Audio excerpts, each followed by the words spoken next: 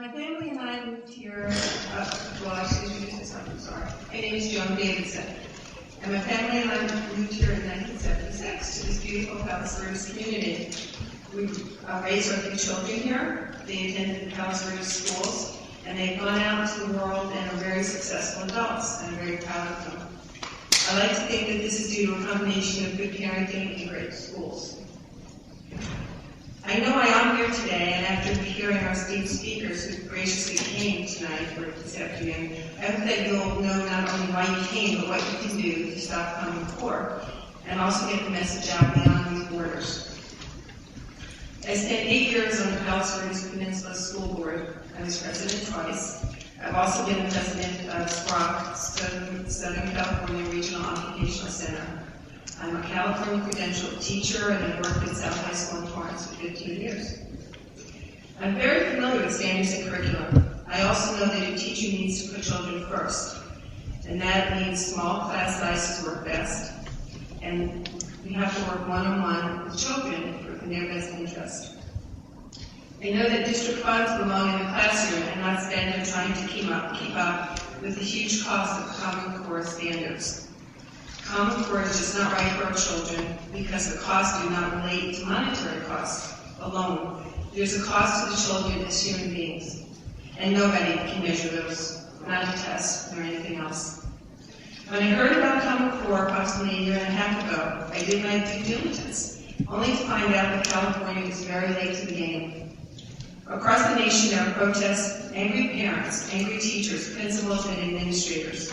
In New York City, teachers and community have been protesting this for years. They're out on the street picketing over high-stake testing, curriculum, and especially the loss of student privacy. New York has been successful in getting out the message that every time your child logs on to one of the district's computers that's connected to Pearson Publishing, any other corporation, or an app or an instructional site, your child's behavior is being logged in.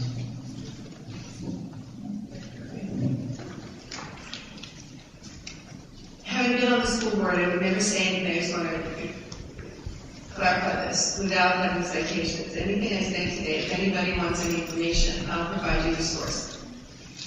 The Chicago's Teachers Union is recently, along with all New York State teacher unions, are calling for the elimination of Common Core. That's a big deal. The teacher unions are saying this isn't working for us or the kids. In Kansas, South Carolina, and Indiana, they have totally withdrawn from Common Core.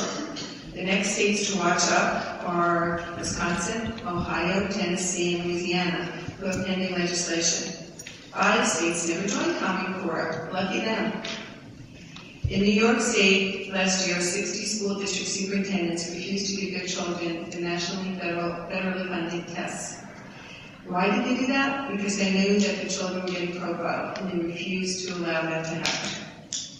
How to best explain Common Core? I was thinking how I would explain it to everyone today, and the best thing I could think of is the old advertisement, "This is not your father's Oldsmobile." It's not the math you knew. If you get to take a look at it, a math textbook, you will not recognize anything that you learned in school.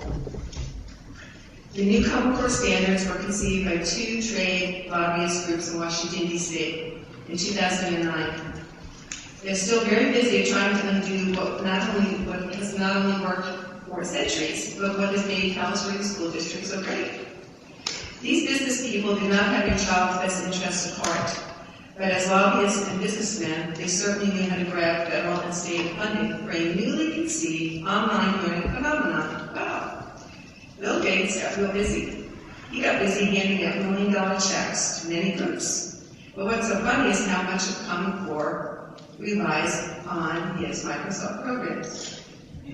And Rupert Murdoch got busy making an iPad lookalike, and he sold it to the New York City schools. But first, to accomplish that, he stole away the Chancellor, Joel Klein, to make this all happen. He is quoted as saying he expects a $500 billion profit in the United States alone. Different laws for different states. What's very amazing is that our U.S. Secretary of Education, Arne Duncan, is also a very busy man. He's busy handing out different laws for different states. For example, Minnesota only accepted Common Core English. Not bad for Minnesota. Oregon was punished for not evaluating teachers based upon test scores. But California has never accepted evaluating teachers on test scores. No punishment for California. It appears that Mr. Duncan is really good at doling out his own loss. In fact, to implement Common Core, a state has to apply to the U.S. Department of Education and get a waiver to do so. But California has never applied and never received such a waiver. Because we're not evaluating teachers based upon test scores. Then why are we using Common Core at all? By not receiving flexibility waivers under federal law, we are still under No Child Left Behind, the act that George Bush enacted in the early 2000s. So California doesn't have a waiver, and we are still doing this. And my question is why? The only California tests that were given this past year were the federally funded Smarter Balance tests. These are field test assessments. They're secret, and the testing company refused to make public the questions or scores. Does this sound a little fishy to you? We know that Common Core math has been eviscerated and is so confusing to children, teachers, and parents that psychologists are registering children coming to their offices in droves. What's happening in Palos Verdes specifically? Last May, Palos Verdes Unified gave every fifth grader a math test. The district has so far refused to state who made up the test and why it was so hard that only 1% of all the children passed the test. Last year, every eighth grader got an opportunity to take algebra. This year, 1% were told they could go take algebra. The principal said we can't run the program on 1%. At Miralles, for instance, they are up to 15%. What does that mean when your child wants to apply to college? What if they're not in that 1 to 15%? They will not get to calculus, as our experts are going to talk about. Why would Palos Verdes punish children? And what happened to equal access? That's a good question for you to mull over while you think about that today. In Palos Verdes, they decided to use Georgia math. Georgia, the state of Georgia, is in Palos Verdes. Georgia's 32nd in educational standards in the United States. Why are we doing this? Last week, one of our family members' children brought home a question called "My Son is Naughty." I was astounded when I saw this question. Some of them are out on the tables. And anything you want today that I'm referring to is going to be on our Restore PV Education website and Facebook page. What is the message when the title of the math problem is "My Son is Naughty"? I don't understand that. And why are they playing with our kids? Palos Verdes Unified in psychological testing. Just for your information, last year, psychological tests were given to children without parental consent. No parent was advised this was happening. It took one very courageous parent to call the Pacific Justice Institute and stop it with a cease and desist order. So at the 2 high schools and the middle schools, 5 schools, psychological tests were given. I'm not sure the kids were informed of what it was, but they were given. And Pearson Publishing is the owner of this data. So far, parents cannot find out what the answers to the questions were for their children. What can you do as you leave today? I just want to get this out in case any of you leave ahead. First, be aware that California is a local controlled district state, that in 1972 the California Constitution was amended, making us that. Every school district and school board has local control. Barbara Murchison, who heads up the California State Implementation Program, has stated, there's nothing at the state level requiring school districts to do this. Then why are we doing it? You have rights, and we need to change the board to make sure that we can continue to retain our local control. For everyone's information, Aaron Lamont has resigned, and today you can go home on the website and apply to be on the school board. They're accepting applications until Tuesday. Just fill out the application. Number 1, before you leave, make sure you take an opt-out form. California State says that no child can be forced to take a test. Your child does not have to take this. And we want to get a 5% opt-out rate in this district to send a big message to the state. 2, contact your local politicians and representatives. Steve Zuckerman's here today from Rolling Hills Estates, and Susan Brooks wanted to come. I'm not sure if she's here. It's a bright yellow form. Please fill out this form. Or, excuse me, take this form and write to your politicians. Postcards were given to you, and the reason I'm targeting Kevin McCarthy, the House Majority Whip of the U.S. Congress or House of Representatives, is because he's from California, and we want to send a message to him, Kevin McCarthy out of Bakersfield, and let him go back to Washington and say, California is not happy. We don't want this here. Make sure you've signed our contact information form because we're planning on having January and February meetings. And pay attention at school. Look at your child's homework. Look what your child is doing at school. Talk to the teacher and talk to the principals. If you don't like it, make sure your voice is heard. And just two real quick things. When I was talking about the psychological things, in New York, they've made it very clear. The activists have gone up to the state senate and state assemblies, and they're presenting things like this. This is BOSS, presented to you by Pearson, Behavioral Observation of Students in Schools. And these are little iPad programs, and teachers are rating your kids. And this is what it looks like. They're taking ID cards, and let's say Janie and Johnny on their ID cards are getting percentages of how they behave in the classroom. Are they paying attention? Are they good listeners? If you don't want your child's privacy evaded, you better speak up. And before I start talking about our speakers, because I know I've been talking for a while, this was in last week's Wall Street Journal, Wednesday, November 12th. Common Core contracts, the fight is on. It's all about Pearson Publishing wanting to get the contracts for your child's education. It's big business at best. That's all that these big businesses care about. I can assure you they don't care about your child. All right, our speakers today, I want to thank you so much for coming. Dr. James Milgram, Professor Emeritus of Mathematics at Stanford University, is in the middle.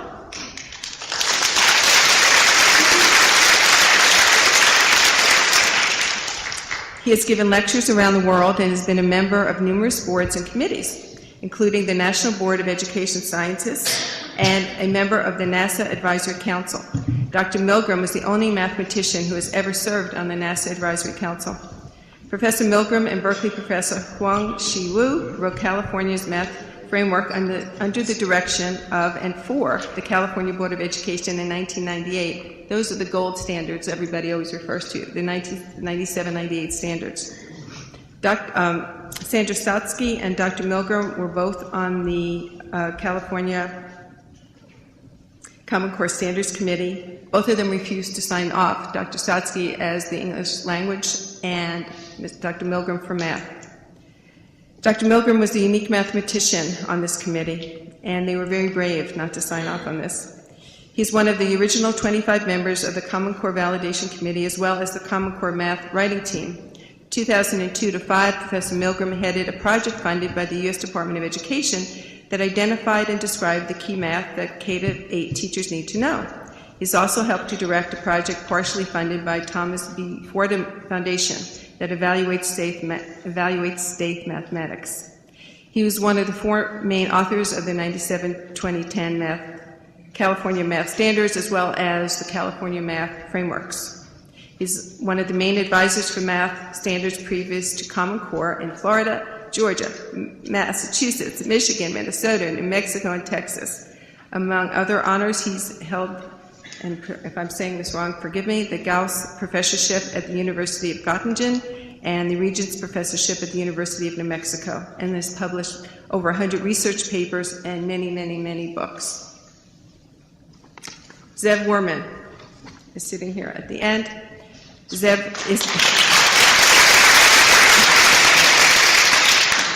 is a visiting scholar with the Hoover Institution at Stanford University. He participated in developing California's education standards and the STAR test assessments in math between 1995 and 2007. Between 2007 and 2009, he served as a senior policy advisor with the Office of Planning, Evaluation, and Policy Development at the U.S. Department of Education in Washington, D.C., and the development of the Common Core standards in 2009 and 10. Ze'ev analyzed the math drafts for the Pioneer Institute and for the state of California.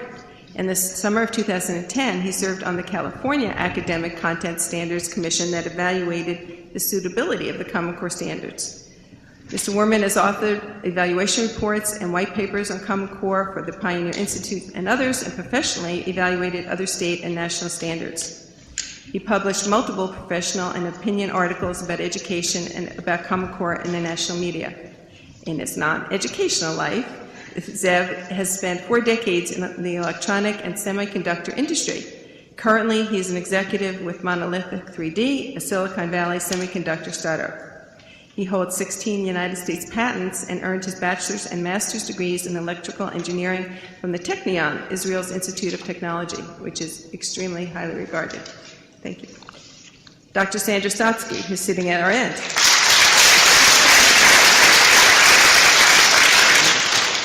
She did undergraduate work at the University of Michigan and completed a doctorate in reading, research, and reading instruction at the Harvard Graduate School of Education. Dr. Stotsky is credited with developing one of the country's strongest set of academic standards for K-12 students, as well as the strongest academic standards and licensure tests for teachers while serving on the Senior Associate Commissioner in the Massachusetts Department of Education. She served as a major consultant on previous California state standards in the English language arts.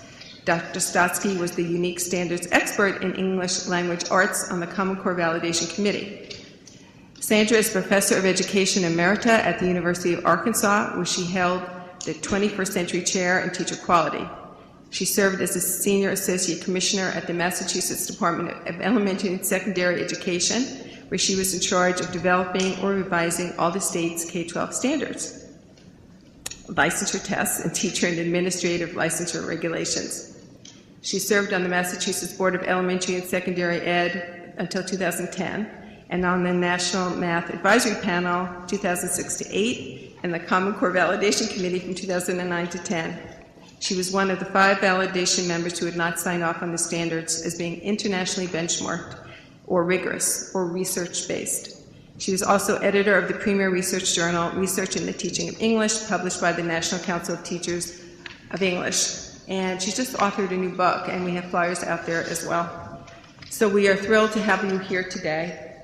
And I believe that Dr. Milgram is going to be speaking first. Thank you.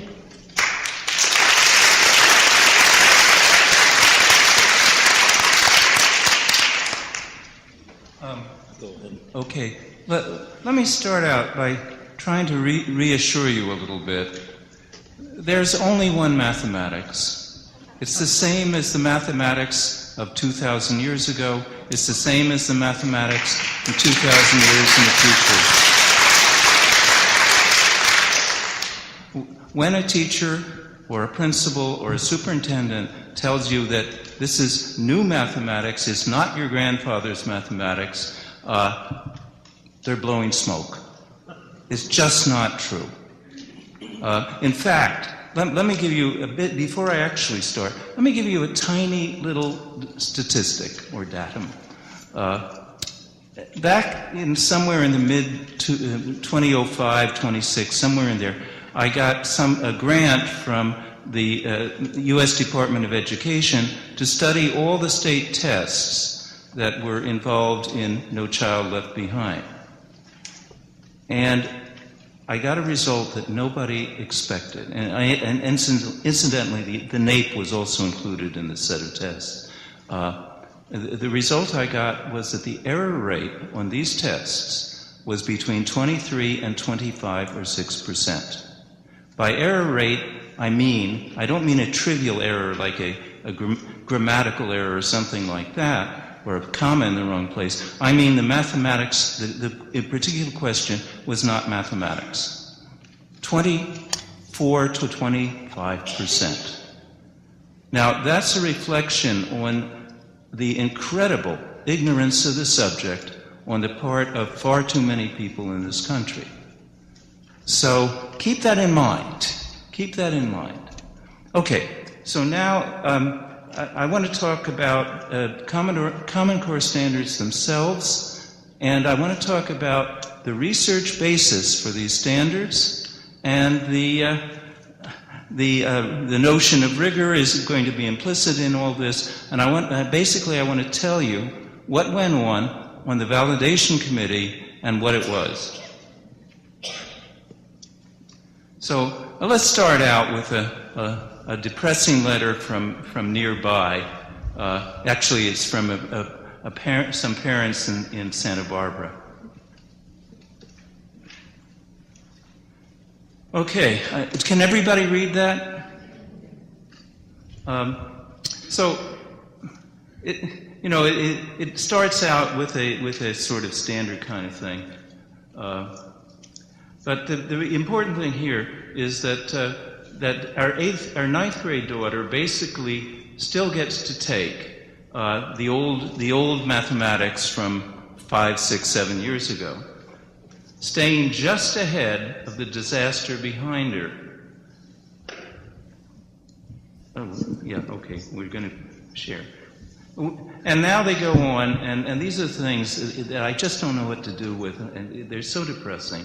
We already can see a huge difference in our two daughters' 7th grade experience. 2 years ago, our older daughter came home excited and engaged with Algebra 1 in 7th grade class. Okay, this is obviously she's above average because she's taking Algebra 1 in 7th grade. But this year, her younger sister, who came into the 7th grade eager to be excited, is getting more and more bored. And I hear all over the place how kids now are hating math. And some kids are crying when they have to do their homework because it makes no sense to them, and that's good, because it makes no sense to me. So, about the problems with Common Core and what happened? Well, I think we have the old presentation, unfortunately. Yeah, you have the old presentation rather than the one I gave you. Oh, goody. Sorry about that. So, well, just bring it up, and as soon as you can, and I'll continue talking. So, okay, so I was on the validation committee for Common Core, so I better tell you what that validation committee was. Okay, its job was to verify the research on every standard that appeared in Common Core, to verify that every standard on Common Core was comparable to the standards of the highest achieving countries, and if necessary, to take out any standard that did not meet this very high level, and also to add any standard that we could justify as meeting that level and necessary and having the supporting research. So fundamentally, Okay. now we can go, okay. All right, so let me catch up. Okay, this is where we are now. Yeah, okay.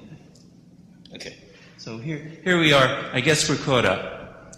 Thank you. And I apologize, I didn't check this at whatever.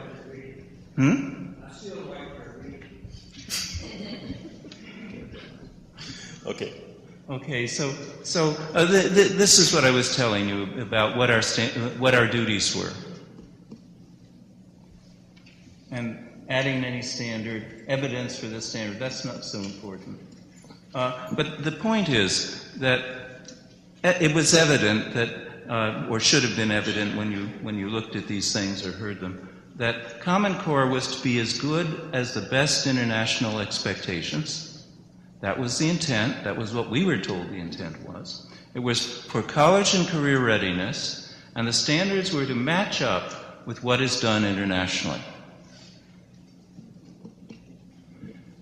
Clearly, according to what we just said, the duties of the validation committee were to entirely oversee the development of the Common Core standards. So you might ask, how did we get the resulting mess? So now I'm going to tell you how we got the resulting mess. That stuff wasn't true.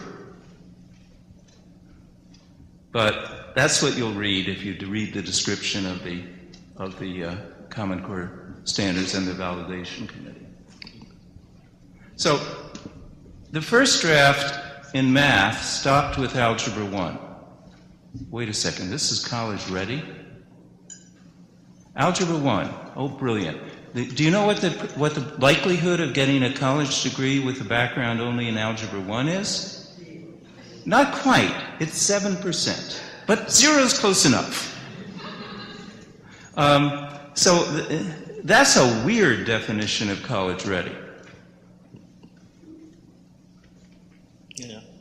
So in any case, so I reminded myself as I read this thing, the intent and promise of the Common Core project was to prepare students for both the workforce and for college. But what is going on? Algebra 1 doesn't begin to do this.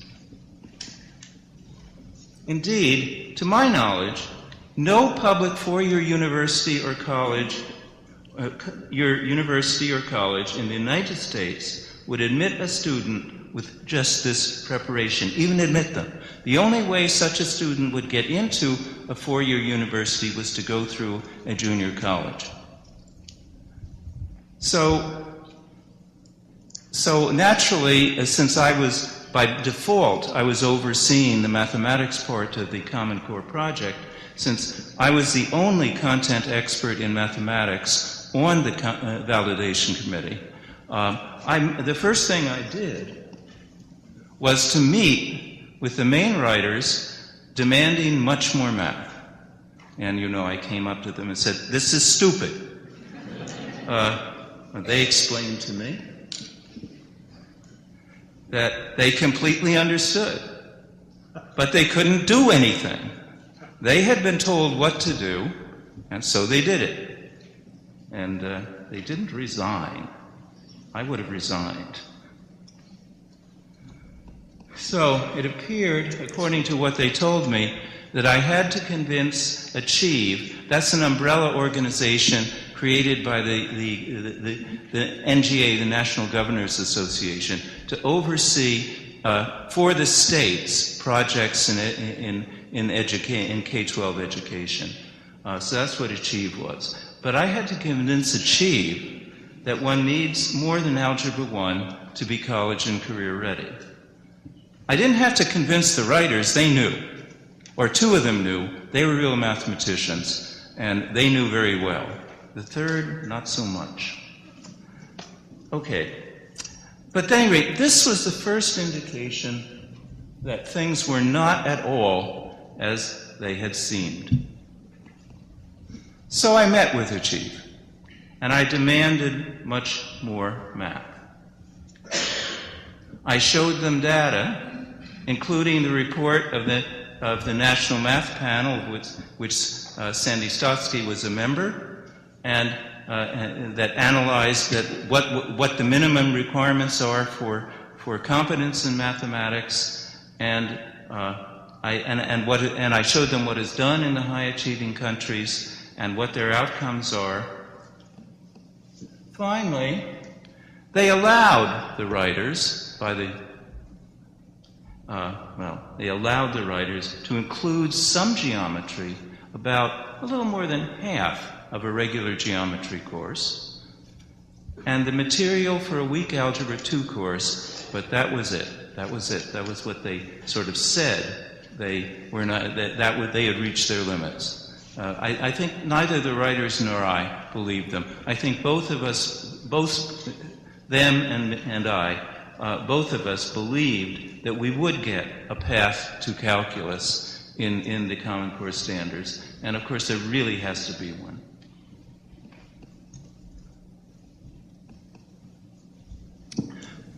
By way of contrast, let me tell you a bit about the high-achieving countries. In the high-achieving countries, typically over 90% of the population are high school graduates.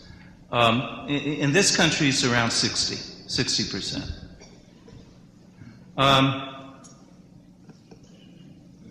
And in order to graduate in half of those countries with a high school degree, they require a course in calculus. 90% course in calculus. This is average. This is average. And for what it's worth, Algebra 1 starts in 7th grade in these countries. So at least our advanced kids under the previous standards were matching up to the average kids in the high-achieving countries. That was a huge victory, actually. But nothing is ever free in this country or world. And so before I knew it, the powers behind the throne reacted to this gross interference with what they had intended. We know who, we suspect who they are. We have no documentation. It was a private organization, and data that we would need to make that determination just is not available. So here's what happened within a few days of the announcement that the writing team now had the ability to write up to Algebra 2, include that much math.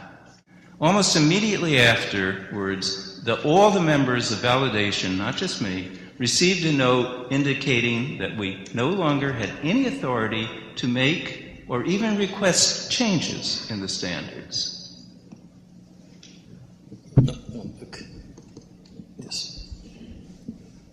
And instead, we were asked to sign a letter asserting simply that the standards were excellent. That was the only option we had. They were excellent, and they changed the wording a little bit. They said they are benchmarked against the international standards. Now, that's a vacuous state. You could benchmark against anything you want. You could benchmark, but you benchmark 3 years below. That's still benchmarking. And the other things you have to read as carefully as well. Every statement in that letter that all but 5 of the members of validation signed are carefully written to disguise what they're actually saying. So since the standards were far from being either excellent or even truly benchmarked to the level of typical international expectations, I simply refused to sign the letter.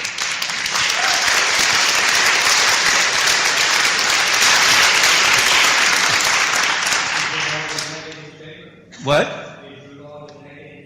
Oh, yes, and Sandra Stotsky for English Language Arts also refused to sign, and both of us produced a dissenting opinion. And these dissenting opinions simply disappeared into the ether.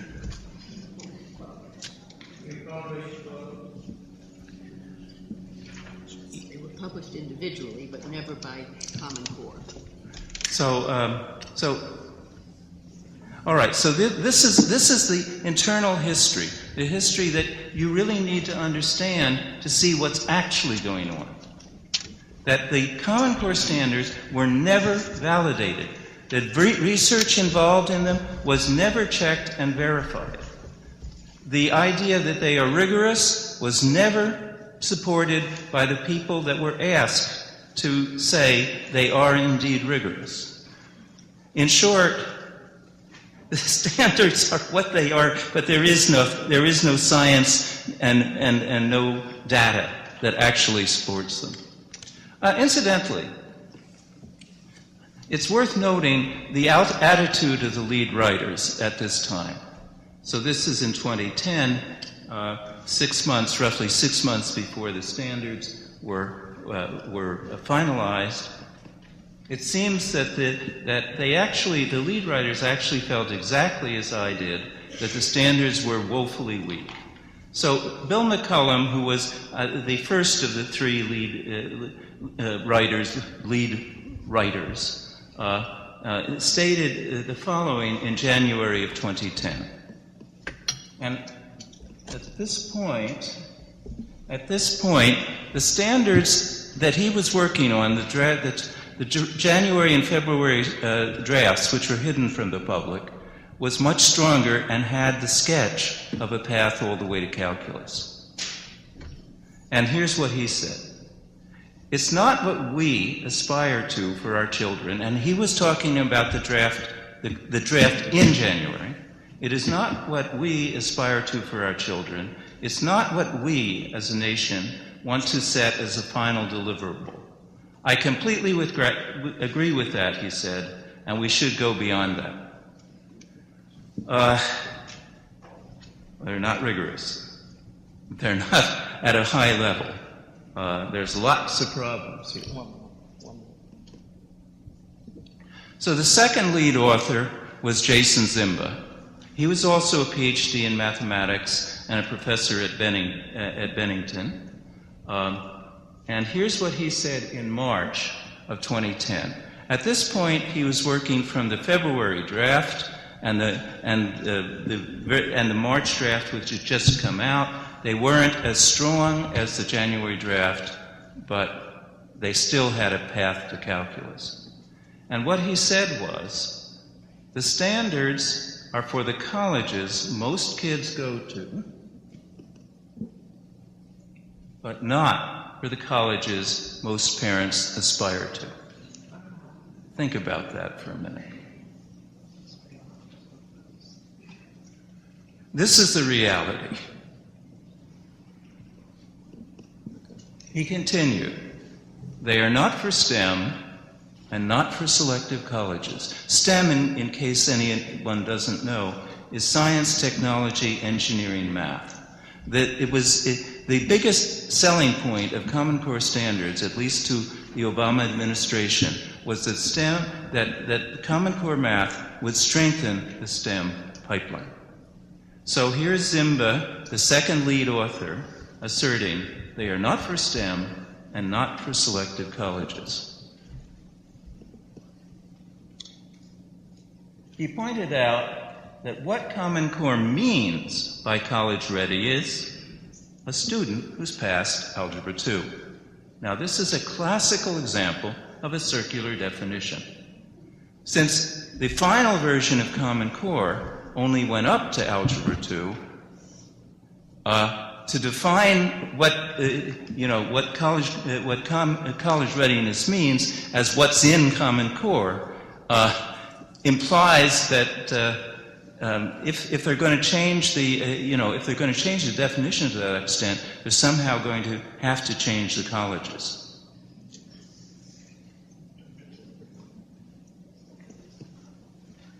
So I don't want to get into what's going on at that level. I'm a member of the college community, academic community, and it's too depressing for me.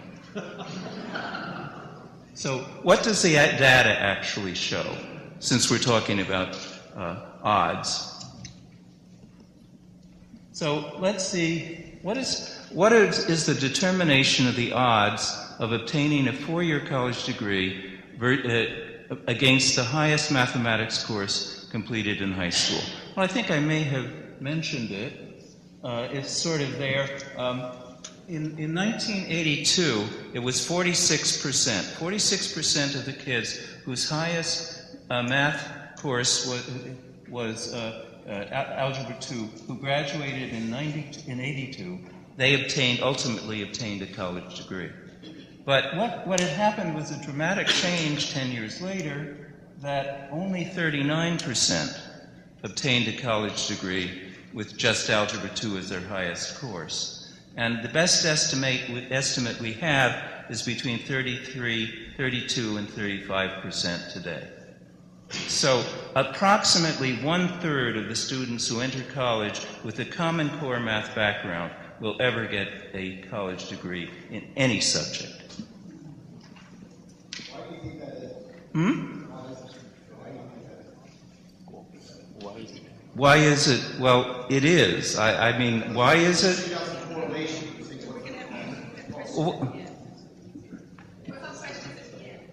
Yeah. Okay. Well, we'll try to answer that as best we can. It's a very complicated issue. Okay. So that's the reality for all subject matter degrees. So, but what about STEM?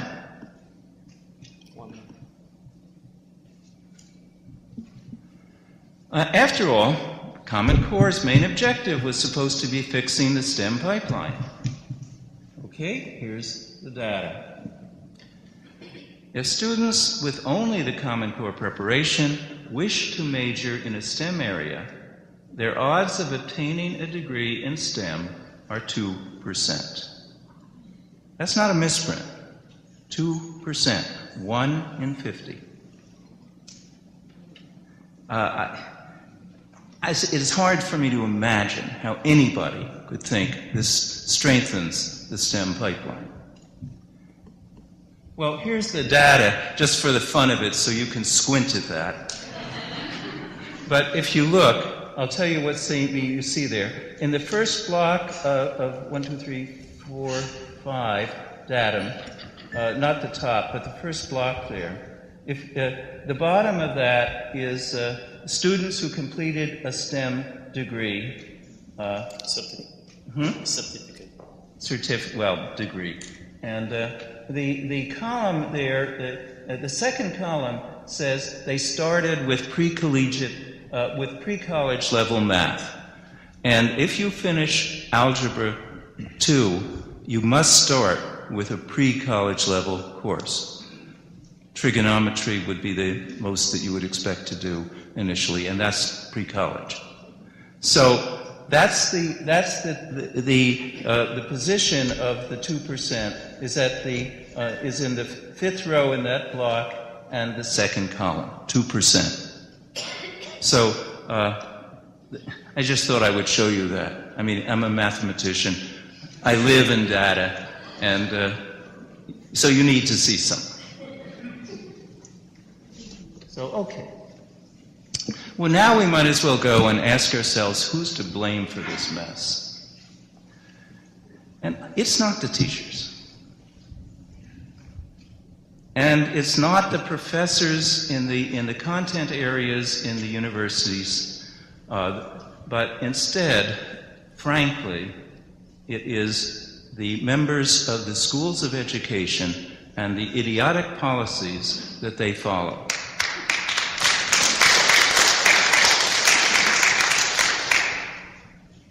So they're the ones that train the teachers. They're the ones that require only a course which we in the math world call Math for Vegetables as the required course for obtaining a degree, a certification in any state in the country.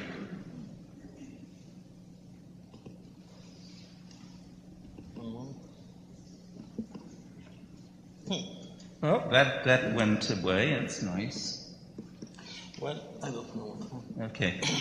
So I'll just read it. Without a shred of evidence, the methods they train these teachers in these schools persist in pushing the worst possible teaching methodologies and denigrating basic skills. And this is signed by a noted professor of engineering at another school, not Stanford.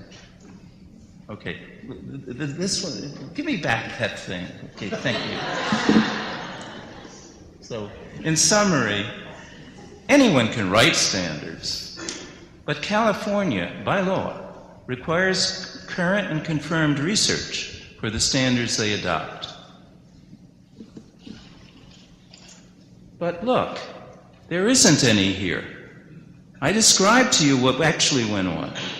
And of course, I have the full record of every email back and forth and everything else that went on in the validation committee. If somebody in the hierarchy of Common Core challenges me, I would then be able to show it to you. I can't show it to you now because we signed a confidentiality agreement when we first entered the validation committee, and we can't show you anything that went on in the committee. But if they lie about it, then I can.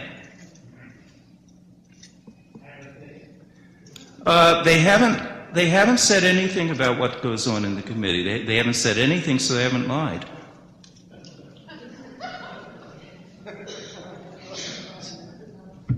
So this statement is by someone else, not me. So none here, not even validation by the lone mathematician on the validation committee, but that is me. No pilots, no research, no vetting, no nothing that California requires in order to accept standards that are presented to it. So let alone anything resembling current and confirmed research, and the author of this little statement is actually present in the audience. Does she want to hide? Let's turn this off so not too many people notice. Okay, so that's what I have to tell you, and I'm sure that my colleagues will have many more interesting things to give you in their presentations.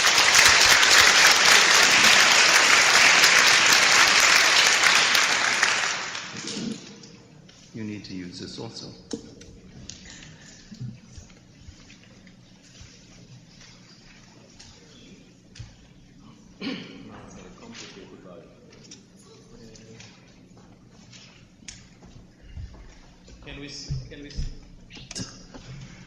I am muted. Can we see my presentation up now there? Okay, that looks right. Mm-hmm. It's there. Yep. Thank you. Hello. And I will try to pick up in some places where Jim left off, because I'm talking about the results and how to compare it with a real good program that works. And what can we expect from Common Core? My involvement with mathematics in California started in the mid-1990s when we had this wonderful 1992 framework that brought us within very short 2 years to the bottom of the nation in performance. By 1994, we were second from the bottom. Thanks God for Mississippi.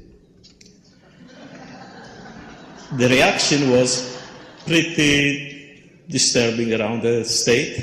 A lot of officials said, well, we really have to do something. We used to have a good system. Actually, in the audience is Wayne Bishop, who was my guide there. Since then, he's a bit more immobilized, has an accident a few years back. But I got involved because we had to do something. And we came, by 5 years later, 7 years later, with the 1997 standards. And those standards were intended to create a successful program. Obviously, that we have to come up from the bottom. How do you measure a successful program? In my mind, those are the characteristics. They have to increase course taking in advanced mathematics. They have to increase success in those courses. Just taking them is not good enough. A lot of people measure, how many AP courses we take. Well, if you score 1 or 2 of them, you get 1 just for writing your name and paying the fee. So, it doesn't help. You have to score well. You want to see increased college enrollment, and you want to see increased preparation of students. In other words, drop in remediation.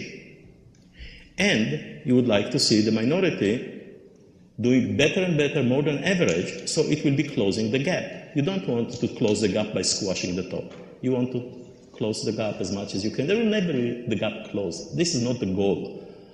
But you want to lift everybody, but you hope that the bottom will actually lift faster. And indeed, well, that's what we did in 1997. And I'm comparing it to some assumptions of the 2010 Common Core. In 1997, we truly benchmarked our standards to the best international performance. Maybe it was a few months behind, but certainly at the same level, essentially. Common Core is about 2 to 3 years behind, 1 to 2, depends on which particular area you look at. And 1997, we realized that different students have different needs, so they have to have choices to exercise their choices and decide which way they want to go. Not everybody will be taking the same content like the Common Core assumes. And that's why it stopped so low, by the way, because if it were to require even much beyond that, truly even already Algebra 2 is a bit a problem for them, then not everybody can take it. Today we have about 2/3 of our cohort going to college. Half of them only get a degree of any kind, 2 years, 4 years. In other words, 1/3 of our cohort is actually college ready. Had we put college readiness as a requirement, we would fail 2/3 of our students. So clearly, if you assume that everybody is going to take the same thing, you have to put the bar very low. And that's what they did. What we did in 97, we said, there are different bars for different people. We cannot tell everybody to go to calculus, but we sure hope that many of them will go. And what does the evidence say about the expectations, the rigor of expectation of Common Core? Oh, I have to do two-hand. Thank you. When Common Core was thought about, there was a document published in the late 2008, authored by the three organizations that eventually wrote the Common Core, the National Governor Association, the CCSSO, Council of Chief State School Officers, and the Achieve that was mentioned before. They also published this report called Benchmarking for Success, and it clearly said, by the 8th grade, students in top-performing nations are studying algebra and geometry. Typical American 8th grader is 2 years behind. Wonderful. And hence in STEM, you would expect they will do at least as well. Unfortunately, when Common Core came out, algebra was in grade 9. That was a promise, and here is the fulfillment, below level. Then there was another edict that you heard, that it's all about college and career readiness because they are one and the same. Actually, they are not. It's very hard to convince anyone, except maybe people in Washington, that career readiness and college readiness are one and the same. In fact, there was a study done by the NAEP governing body, NAGBI, to check exactly this question, because they were hoping to use the 12th grade NAEP to measure both career readiness and college readiness, and they wanted to see if it's possible. And the committee came back and said, we don't know, we need more studies. The chair of that committee, technical committee, very high level, was Michael Kirst, at that time professor of education at Stanford University.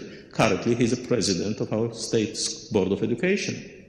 He's not talking about it anymore. He's pushing Common Core as career and college ready. 5 years ago, he published what he said. I wonder if there is data to support this claim. There's still no data. Okay, let's skip this. So what happened in California? I was a member of the Academic Content Standard Commission, and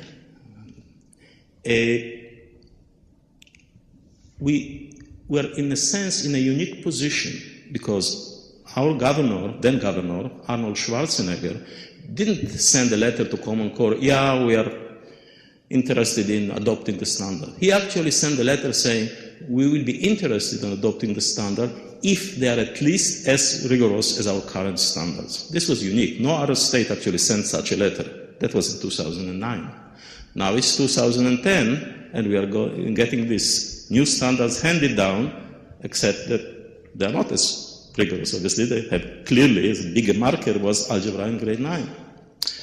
So the commission sat around this, deliberated, and decided to add a full course in calculus, advanced statistics, a lot of material in high school, and add an algebra expectation in grade 8 rather than a grade 9 of Common Core.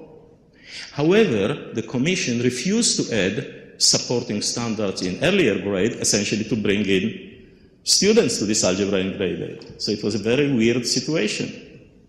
There was expectation in grade 8. There was no support scaffolding for this grade 8. And that's what passed. I actually voted against with another colleague of mine. The rest of the commission voted, let's take it. In any case, it didn't matter very much because 3 years later, the State Board of Education, Schwarzenegger gone by then, basically just removed the expectation of algebra in grade 8. So we end up today with a very demanding content in high school and no way to reach it for most kids. Now, there is always a fraction of kids that reaches it. We had, when we started the 1997 standards, we had 16% taking early algebra, basically in middle school, 7th or 8th grade. 16%, not 0. Who are those kids? Your kids, Palos Verdes, my kids, Palo Alto. Kids that got support from families, from parents, tutoring, extra classes outside, Kumon, whatever. So there was always kids, not many, but enough. However, if K8 doesn't prepare those kids, or K7 really, you will not be among them. That's what changed with standards in 1997. Okay, if you really want to go. So that's really the situation currently in California. High expectations, but we can solve these problems. Well, not exactly. As you heard, the Common Core is not well developed, is not anchored in evidence, and it's not trying to mimic what actually high achieving countries are doing. We heard some people say, standards are not good enough. And they are right. Standards are not good enough in themselves. You need good implementation. But if you don't have good standards, good implementation is much harder. Now, two sets of standards around the country were always touted as wonderful, excellent. It was California and Massachusetts. To my left sits Sandra Stotsky, responsible for Massachusetts, and indeed Massachusetts went from the middle of the pack to the top of the nation in a very short time. But what about California? Everybody says, well, we had wonderful standards, but they mean nothing because we are still looking pretty bad. Well, let's look at it a bit closer. This is a chart that shows how California looked in 2004 in the middle schools.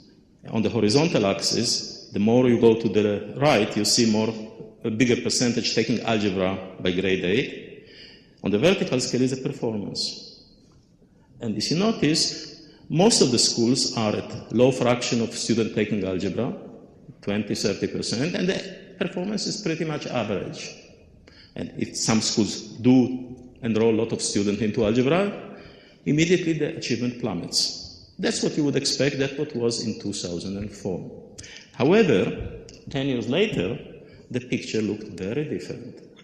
Lots of schools enrolled many or most or even all of their students in algebra, and the success rate was much higher, many of them in proficient, many of them in advanced. In fact, if you go, you see both pictures superimposed and see the huge movement from the blue to the red.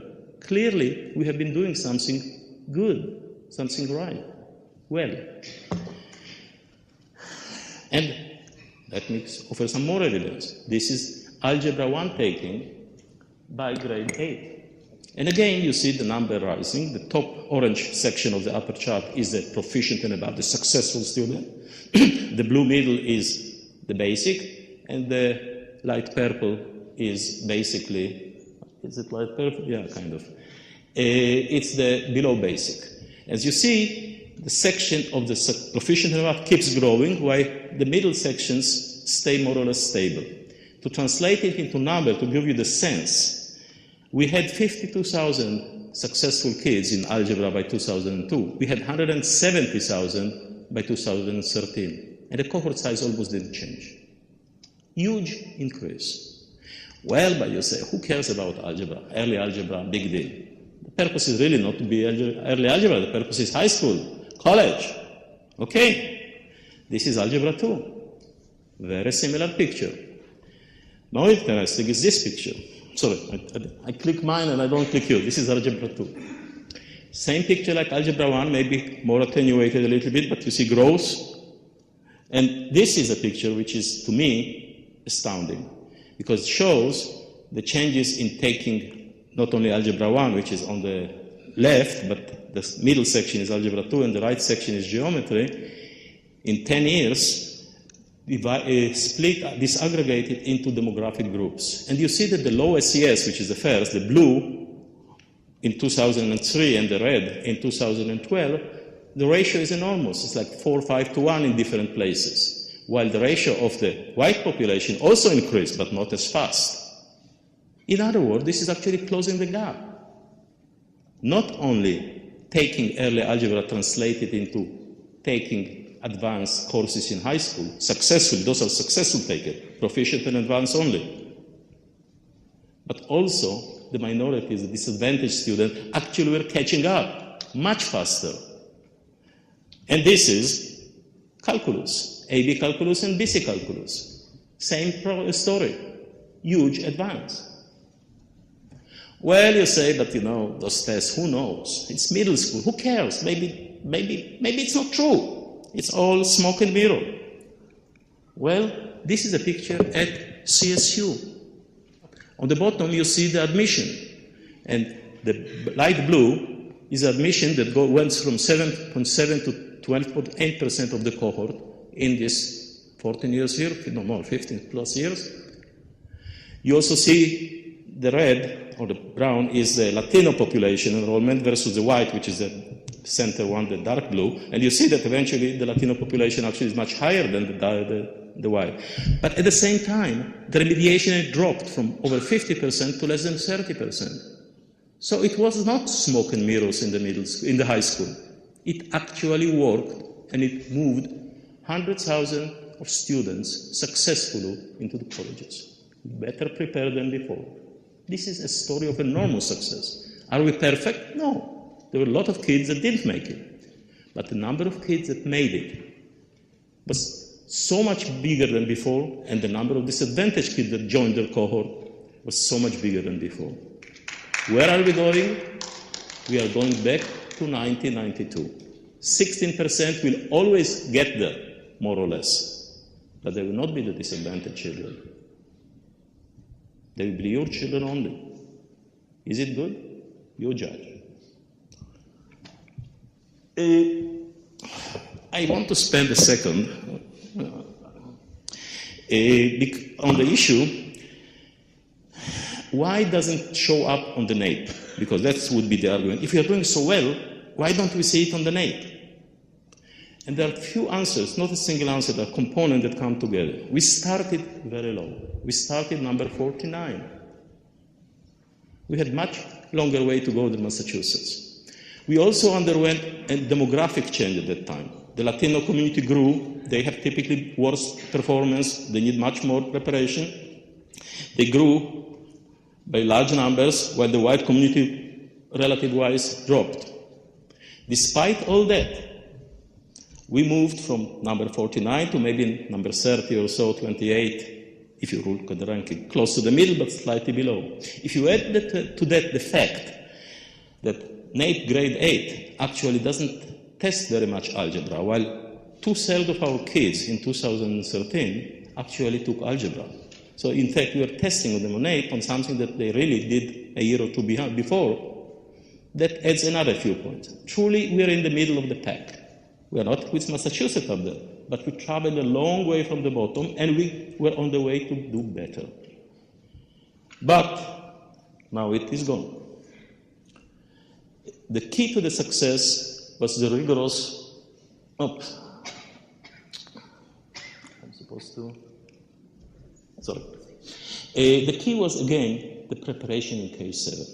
Because everybody got a good, solid preparation that could make the early algebra taking. Not everybody did. And those who did not were not supposed to be placed in algebra. And that's what the framework said from early on, immediately after the standard. Don't place a kid in algebra until he's ready. But the program is such that if you work well with the kids work well with you, they can get there. And indeed you saw, many schools had 100% or close to 100% enrollment. It's very high scores. It can be done. We did it. We're not perfect, but we are getting there. And the minorities were the biggest beneficiaries. Common Core does not prepare students for Algebra 1 in grade 8. If you start in grade 9, you will not get into pre-calculus, calculus, all these courses, demanding courses. But they say, my peers at the State Board of Education say, well, but we can accelerate. Yep, you can. But who will be the accelerated kid? This is Algebra 1 early is a key to success because it allows you to take many courses in high school. It allows you to repeat a course. It allows you a lot of freedom. Once you start pushing it to high school, you have very little time left. And then comes the college selection, which happens by grade 11 typically. Beginning of grade 12, sorry. Well, to make it even worse, our new framework discourages acceleration. It actively tells you acceleration should not be rushed. Placing students too early should be avoided at all costs. It is not recommended to compact the standards. Like all the standards in early grade are sanctified suddenly. They are all sacred. You're not supposed to touch them. In other words, this framework, despite the word of the State Board of Education, oh, you can accelerate, discourages acceleration. And indeed, I don't have many numbers. And I don't know, I use the French spelling for Louis, but that's fine. We have data until 2013. You can go on the web, look at the STAR database, see what fraction of your kids took early algebra, what were the scores. We don't know what happens now, what we suspect. So a friend got me from San Luis Coastal District. 2013, they had 62% taking early algebra very successfully. 75% proficient and above, 95% basic and above. Clearly, those students were not misplaced. They were there for a good reason. This year, 46 kids, 9%. What happened there? The water got bad, the kids got dumb, the teacher didn't know how to teach, or somebody put artificially high limit and say, no. We're going to follow the dumbed-down Common Core, so everybody will do the same, and we will not segregate.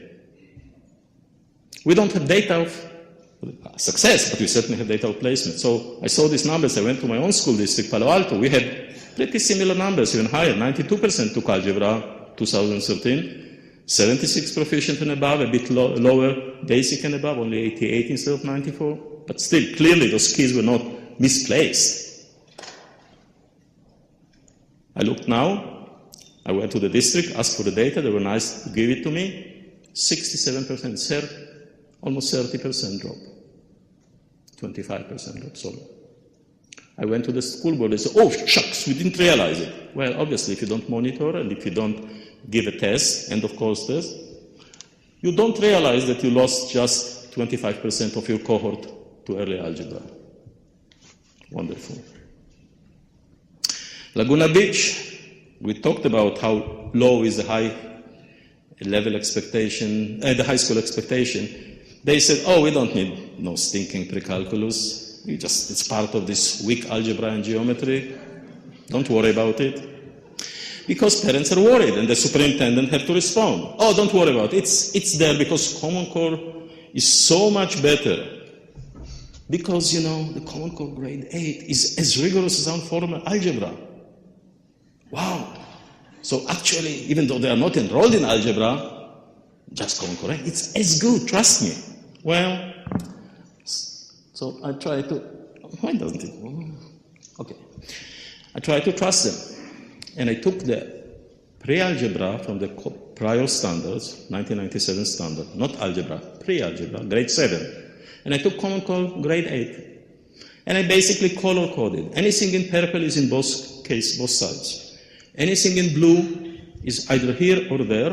And if it's an underlined blue, it's important piece, not just some standards are less important, others are more important. As you notice, the Common Core grade standard have only one important standard missing, solve system of two linear equations. Actually, it says simple linear equations, which is reasonable. Okay? But there are many things that actually used to be in algebra grade 7. So those courses are at best comparable. Common Core is at best comparable to our grade 7 algebra. Don't you believe that Common Core is our algebra 1? And in fact, if it were true, Common Core itself wouldn't place it in high school. So this is a smoke and mirror. This is a dumbing down. They're trying to pacify you. Say, oh no, don't worry. It's so rigorous. Let's make it confusing so it will look rigorous to you. That's what they do. Okay, last piece, I'm almost done. Something that is a piece of information that may be useful to many districts. This is a chart of number of tests taken during the existence of the STAR test. And we used to have basically 3 end-of-course tests, Algebra 1, Geometry, Algebra 2, or alternately, we allowed integrated paths. Integrated 1, integrated 2, integrated 3. That was from 2000, maybe a year later. We allowed the school district to decide what they want, which way they want to move, and we offered tests. You could take Algebra 1, Algebra 2 geometry test, or you could take integrated 1, integrated 2, and it's your choice as a district. You want to teach this way? Fine. You want to teach this way? That way? Fine. If you look at 1999, which is the first set of columns here, the last 3 bars, the first 3 bars are Algebra 1, Geometry, Algebra 2, and then there is integrated 1, 2, and 3. The total of the integrated 1, 2, and 3 in the beginning was about 25% of takers. In other words, about 25% of students in California took integrated math of one kind or another. That's quite a respectable number. By 2013, these numbers are less than 2%. They disappeared. Now, they disappeared because the district ran away from the integrated. Why would they run away? Because they saw the results on similar tests, and they saw the success of the program. And they're not stupid eventually, they're not blind, parents are not blind or stupid, they ran away. However, Common Core offers the same option. You can have the high school partitioned into course-based paths or integrated. 1, 2, 3 again, they call it. And supposedly there are tests. So the district can choose, like always in California at least. Other states don't have it necessarily. Guess what?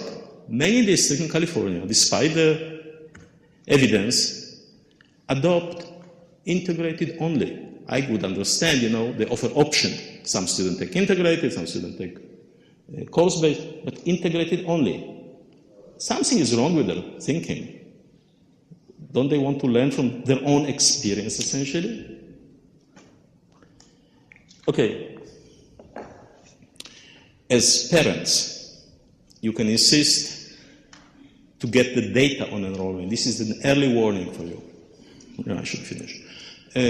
Because at least even if we don't have the results of the assessment, because we don't have end-of-course testing anymore in Algebra 1, we have no end result, just 11th grade, at least you know the enrollment numbers. If they're falling, ask for explanation. And if they tell you it's the same as Algebra, say, no, show me.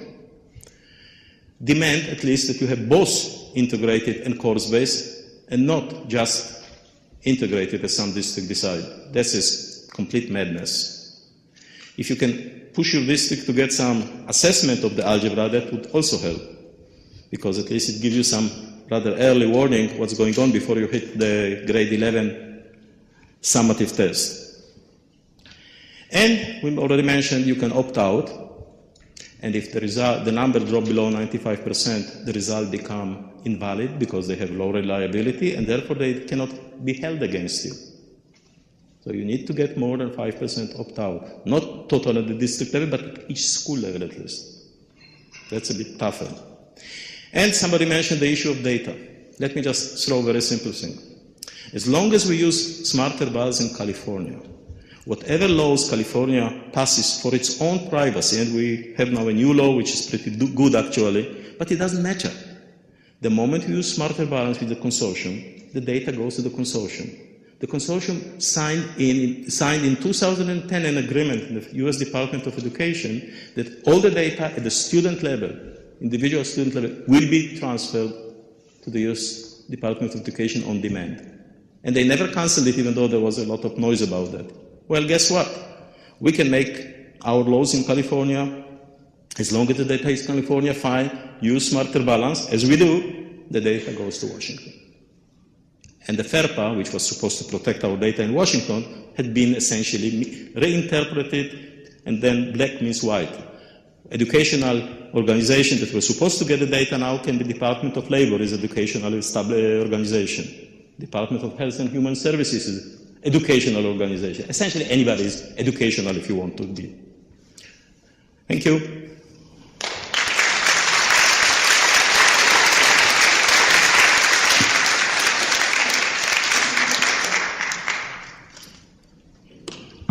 Thank you. I'm going to address the English language arts standards because that was the focus of my attention on Common Core's validation committee.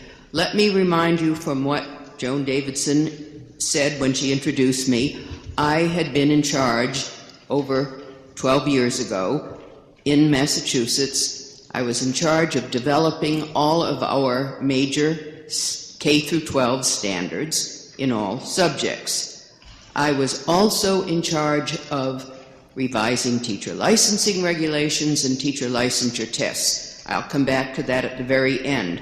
But it was a coordination of the academic components of every single thing going on in responding to the Education Reform Act of '93 that wanted changes in every one of these areas. So I eventually got onto the Common Core Validation Committee by politicking for it because there was no great interest in having someone with my background of success on this validation committee. I had been known for promoting content-based standards, for emphasizing the increasing academic achievement for all groups, and for doing a lot of things in teacher education and licensure in order to make sure that we had teachers, both new teachers coming in as well as those in the field, who are capable of teaching to stronger standards, which is part of the name of the game. So my background was not necessarily desired. I ended up being the only English language arts standards expert on this less than 30-member committee. As Jim mentioned, I was one of the 5 people, including him, who did not sign off on the standards. But of course, I was looking at the problems in ELA, and they were different. They were still not internationally benchmarked, they were still not research-based, and they were not rigorous. And I'm going to go into how they failed to meet those particular characteristics.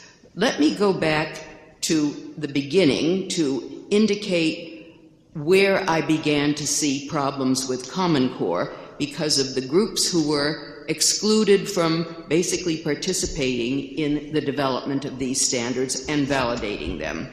And then I will fill in as I go along with where these characteristics were simply never fulfilled, even though this is what we were expecting these standards to be, comparable to the best out there, research-based and rigorous.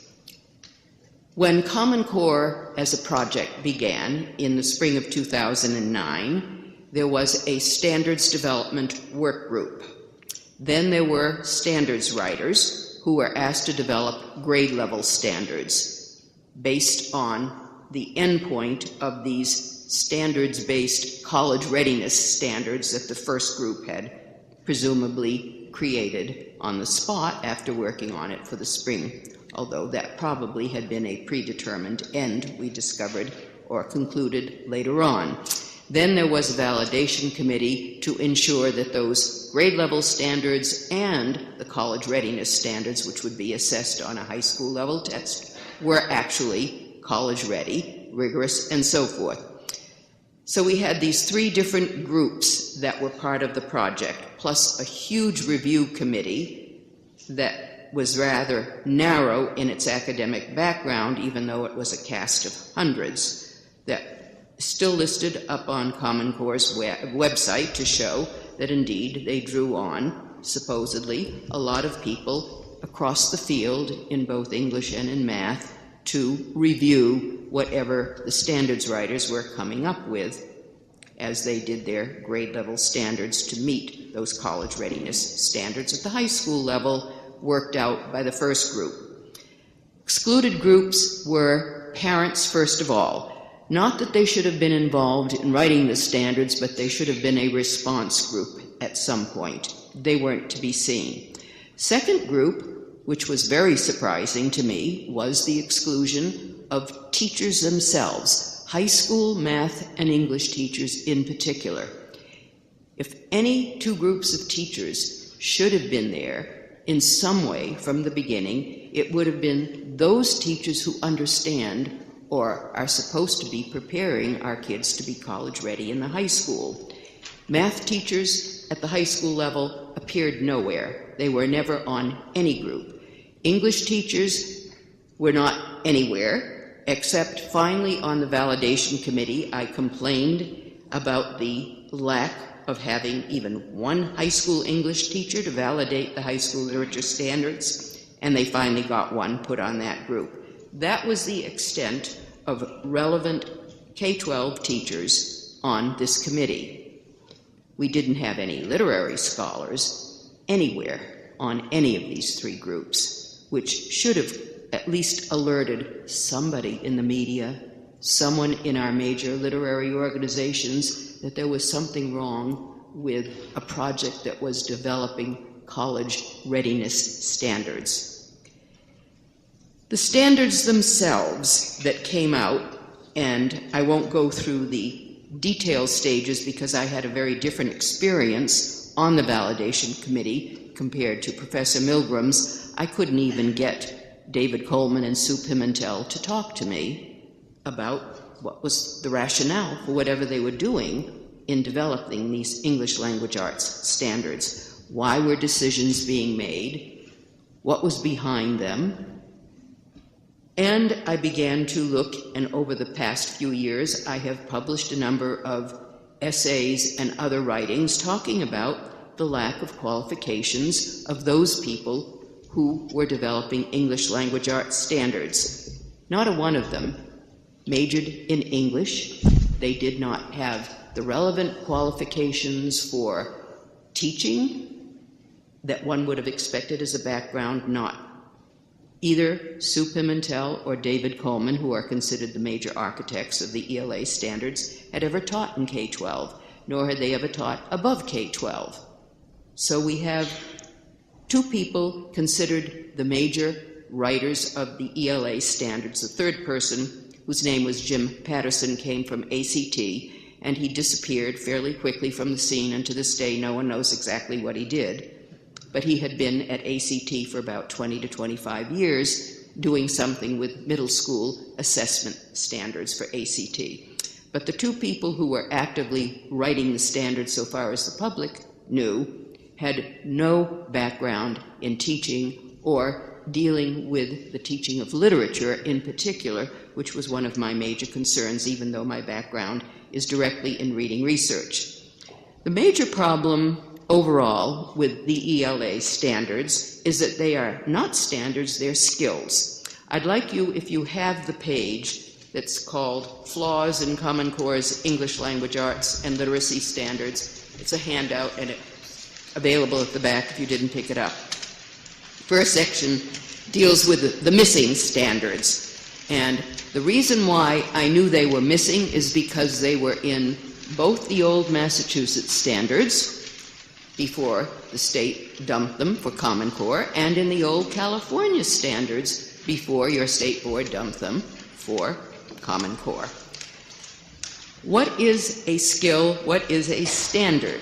This is a huge, huge difference, not only for classroom curriculum, but also for the tests. I'm going to read to you from grades 11 and 12, the old California ELA standards, which I consulted on, and I know how close they were to Massachusetts because they were developed almost in tandem, and they are, despite what you may hear today, very different from Common Core's K-12 ELA standards. They bear no resemblance in the quality nature of the standards. Here is a grade 11-12 literature standard. This is in the section called Literary Response and Analysis, for those of you who might have been English teachers or be familiar with the old document. It asks students to analyze recognized works of world literature from a variety of authors. First sub-objective contrasts the major literary forms, techniques, and characteristics of the major literary periods, Homeric Greece, Homeric Greece, medieval, romantic, neoclassic, modern. Now, why is that a standard? Because it's narrowing the scope and it is giving both the teacher and the test developer some indication of where you draw your reading selections from for assessment purposes and, of course, earlier for teaching purposes. It doesn't specify particular authors or particular works. That is because it respects the autonomy of the English teacher, and English teachers everywhere want to be able to have some autonomy with respect to the specific works they teach. But they do not object to having some guidance about literary movements, literary traditions, literary periods that help them make sure that the students who graduate from an American high school have become educated enough about all the major periods of time or major authors that in some way influence the evolution of the English language. That is what has always been the expectation in the English language arts curriculum for hundreds of years. It also is directed to citizenship, but it is directed to citizenship in the sense that you want educated human beings who have some idea of how the English language they now speak for public discourse came about. A second sub-objective under that larger objective is relate literary works and authors to the major themes and issues of their eras. This is the historical context. First is the literary context, a literary understanding, and then the second is what is the historical context. And it is there because what we do know from introspection, not of course from any body of research because there is none, where does the ability to think analytically come from? The ability ultimately to think critically, which involves bodies of knowledge that students are to learn in their other subjects, but the ability to think and read and write analytically comes from their exposure in the English class to complex literary works, not to something called informational text, which is what David Coleman came up with and has made almost the centerpiece of the reading English curriculum. Wrongly, because there's no research to support it. Where he got it from, we do not know, and he refused to even speak to me about it. You can see that there are, under overall deficits, a number of major issues that I would see as the deficits of these English language arts standards that Common Core came up with. You can read these on your own, and I've written about all of these deficits for 5 years, so you're going to be able to see it in any of the written testimony I've given. But I want you to see in section 3 what kind of a skill-based so-called standard Common Core has come up with, so you understand how what I read from your older standards differs from what Common Core is now doing in your English class. Here's a literature standard for grades 9 and 10 that asks students to determine a theme or central idea of a text, analyze in detail its development over the course of the text, including how it emerges and is shaped and refined by specific details, semicolon, provide an objective summary of the text. It's a wretched sentence. It's a terrible sentence. No good English teacher would ever allow it in a good high school composition 11 or 12 class or at the college level. It is also a self-contradictory sentence. I presented Common Core standards to a group of over 24 literary scholars at a small conference in Bloomington, Indiana last year, asked them to provide whatever comments they want, and they pointed out immediately that to provide an objective summary of a text is to do something that is the opposite of interpreting what the theme or central idea of a piece of literature is and its development over the course of the text. So the two would never be put together into one long statement called a standard, because there's a period at the end, even though you've got other kinds of punctuation in the middle to indicate that there are different parts to this standard. But this is typical of what passes for ELA, so-called standards in Common Core, very different from true standards which you had in your old California document and which were also in the old Massachusetts document and in a few other states that had very good standards. The other deficits are deficits, but what is happening in the name of informational text is something that all of you need to pay far more attention to than you probably ever imagined. Common Core did not come up with a real definition of informational text. So what is being pushed into the curriculum in the name of informational text is often op-eds, editorials, short snippets of pieces that do not contain any information that the English teacher is trained to teach. Why they are there, you'll have to think for yourself, depending on the particular snippet that is there. But those kinds of snippets are going to be on the Smarter Balance assessment.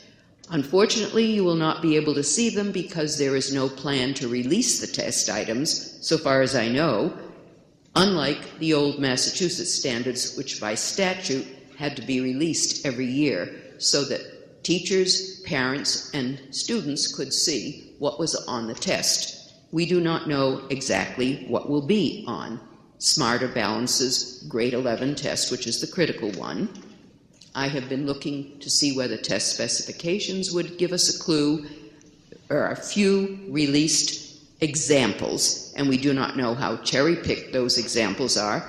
I will mention one of them that came out last year because we hope it is not typical. The example was a pairing of two selections. One was a 3-paragraph excerpt from a Susan B. Anthony speech at Seneca Falls in the 19th century. The other was a 1-paragraph excerpt from a John Locke treatise, which was written 2 centuries earlier.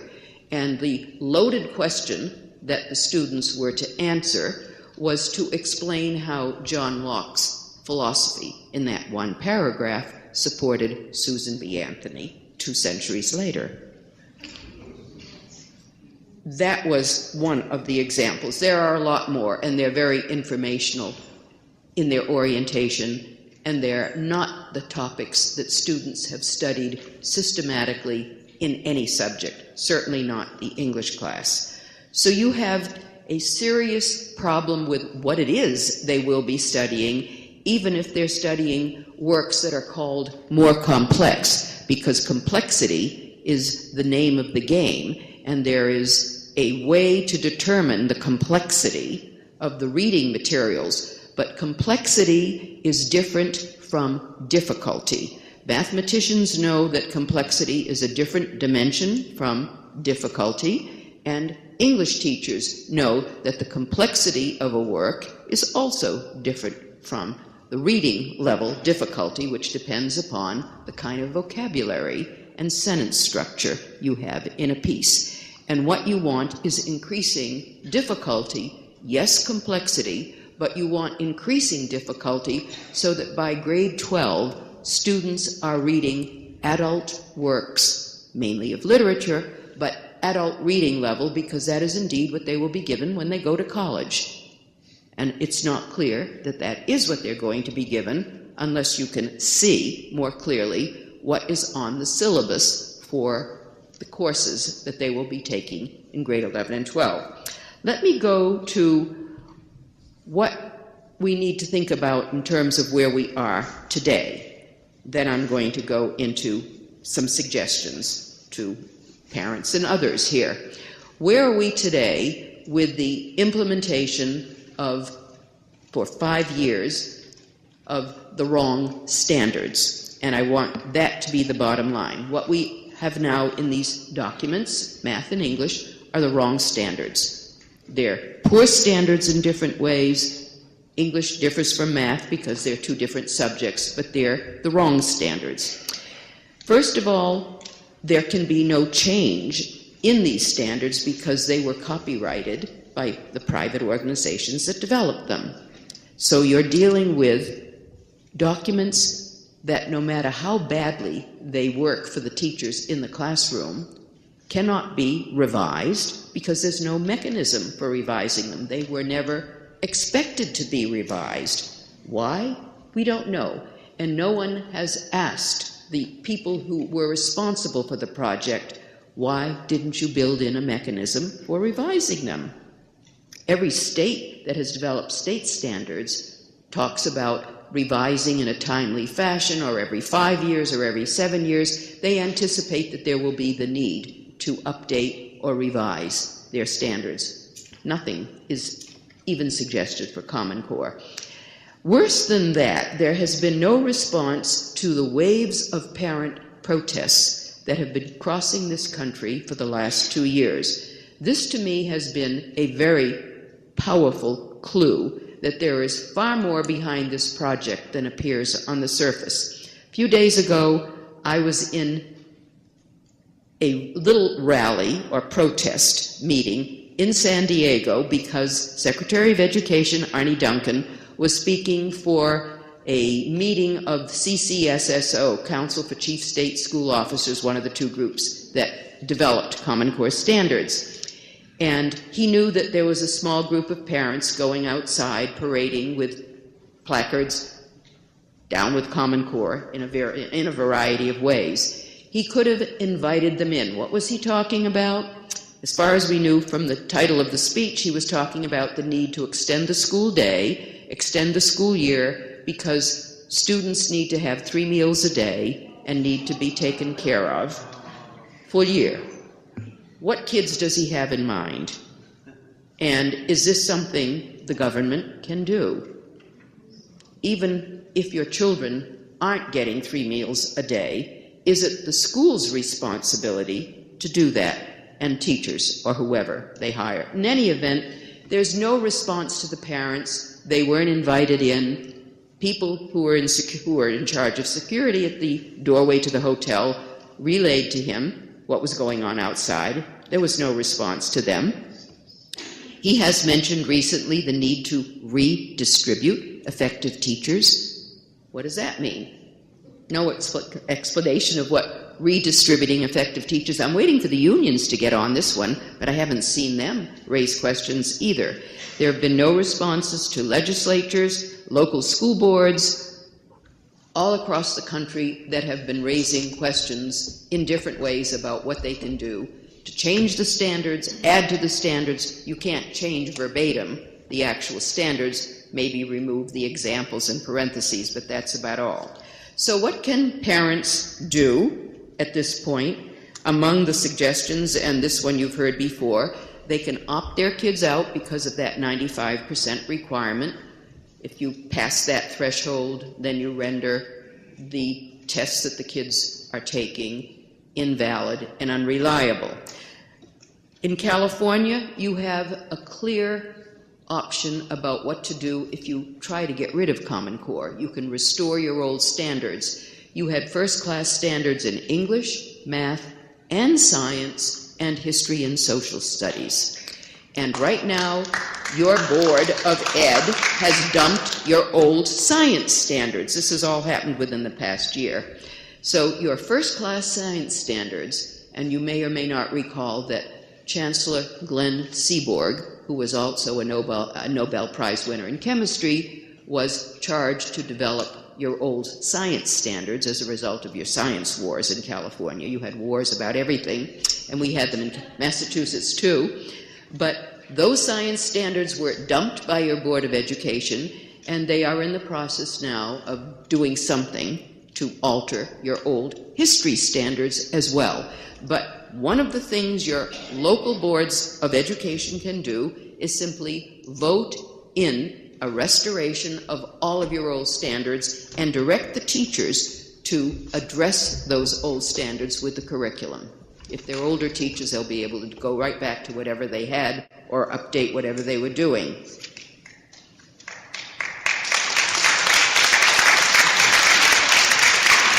Further, and this is where you will need some legal help, and maybe there will be some court cases developing soon. Your local board can develop a spine and say that they will refuse to administer smarter, balanced tests because they are based on the wrong standards. They are based on standards that are not rigorous, not research-based, and not comparable to the best out there. That's what we started off talking about, why the two of us did not sign off on these standards. How do we deal with the teacher education issue, which is, as I said from my Massachusetts experience, almost as important as having a first-class set of standards? That's where your state legislature needs to get into the act. We need complete reform and restructuring of our schools of ed, or you will be back to where you started from 50 years ago. And that's all I'll say now, because I'm very happy to entertain questions about any of what I've discussed over the next less than an hour.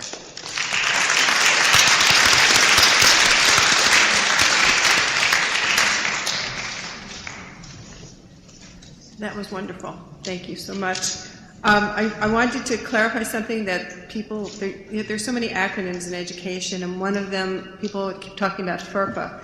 That's the Family Educational Rights and Privacy Act. It was established in 1974. It's a federal act protecting children's rights and privacy. Now, this is really important. In January 2011, Smarter Balance signed a contract with the United States Department of Education. And guess who the fiscal agent is for this huge testing consortium? The state of Washington, where Bill Gates lives. So we have January 2011. By December 2nd of 2011, Mr. Duncan eviscerated FERPA, the Family Educational Rights and Privacy Act, to give third parties and vendors any and all data on your children. And what's happening is Smarter Balance gets this data, and they must, according to this Memorandum of Understanding and this contract, which I will provide for you on a link on our website, data goes right to the GAO, the Government's Office of Accountability, and then to the Department of Education. So imagine when Palos Verdes, your child's typing on a computer, and on the wire, this is traveling very quickly to Washington, D.C., from the West Coast to the East Coast. They've got it all. That's the important thing. The year 2011 changed everything. And so if you ever see somebody saying we're complying with FERPA, it has no teeth. It has nothing to it. There's no substance to it. I needed for you to understand that. Okay, we have questions, and I have a mic over here. So we have maybe about 20 minutes. If somebody would like to talk, please come forward and you can ask a question of our wonderful speakers or give a comment.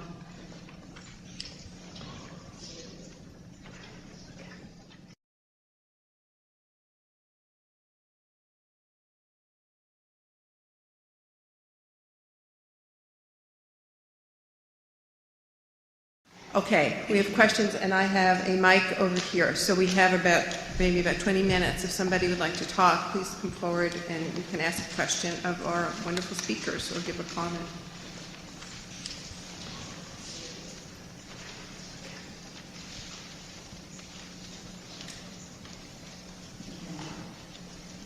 You want to talk again? We'll turn up the volume. Hello. Okay. I apologize ahead of time. I don't live in this area. I live 65 miles north in Castaic, which is up by Magic Mountain. I live in a school district where we have 3 elementary schools, 1 middle school, and no high school. So I'm fighting 2 districts.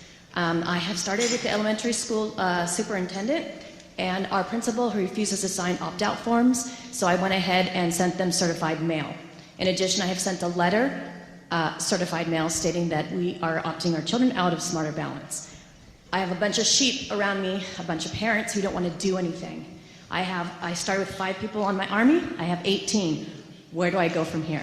I'm the crazy lady that stands out with forms saying opt out your children, not on school property, because they've already gotten accused.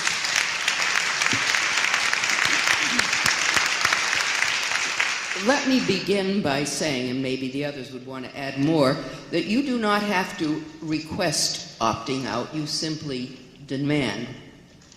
You just take your kids out and send the note to school saying that that's what you're doing. You have the right as a parent to keep your kids at home. If they're sick, you can keep them home. If you want to go on a vacation, you can keep them home. You don't want them to take a test. But if you do want to send them to school, you also can request that the school provide instruction for your kids during the testing period. And that is something that I suggest that groups of parents ask their school board to set a policy for, because that's not an administrator's policy, that's a school board policy. And we've got to get the shoe on the right foot here. School boards can make the policies for how to handle the kids who are sent to school, but whose parents don't want them to take a Common Core-based test. And that's what you would be requesting. But they have to provide an alternative Thank you. session for them. Just a small clarification. I think most people know, but you can opt out of the state annual test. You cannot opt out from the district tests, the classroom tests, even if they are Common Core based. Just so you make sure you understand. The only legal right is about opting out of the state annual test. Thank you. I'd like to thank the three of you for giving this community the opportunity to talk about Common Core. It happens so infrequently. Also, give Joan Davidson a big hand. She is a warrior. Joan is at every board meeting taking on our school board, and that's a whole nother subject. Anybody here from the school board or the Palos Verdes Unified School District? Euler. Yeah, that figures. For those of you who this is your first time coming across Common Core, you're probably thinking these three people are crazy, and that's pretty typical. About when you first find out about Common Core and you're thinking this can't be happening in our school district. The thing I didn't hear you guys talk about was robust conversation and critical thinking, because that's a big thing with our school district as one of the three reasons for Common Core, along with college readiness as well. But I think they tried to throw that in there as another reason to have Common Core. But this is so real now. My daughter, whose antenna is up about Common Core, she's a fourth grader, and she reports to me in the classroom on everything. And so does my son. And that's where we got to get all our kids to do. So this is, if you guys got this, my son is naughty. When I read this, I couldn't believe it. This is a math question. Jack and Ray were at the football game. Ray's team was winning, so Jack decided to give Ray a hard time. Jack said, "Did you know that today is my two sons' birthday? How old are they?" Ray inquired. "I'll give you a hint. The product of their ages is 36, Jack replied. That's no help, said Ray. So Jack weakened and gave him another clue. "Okay, my youngest son is very naughty." "Okay, my youngest son is very naughty, and the sum of their ages is 13. "Nothing to it," exclaimed Ray, and he told Jack the correct ages of his son.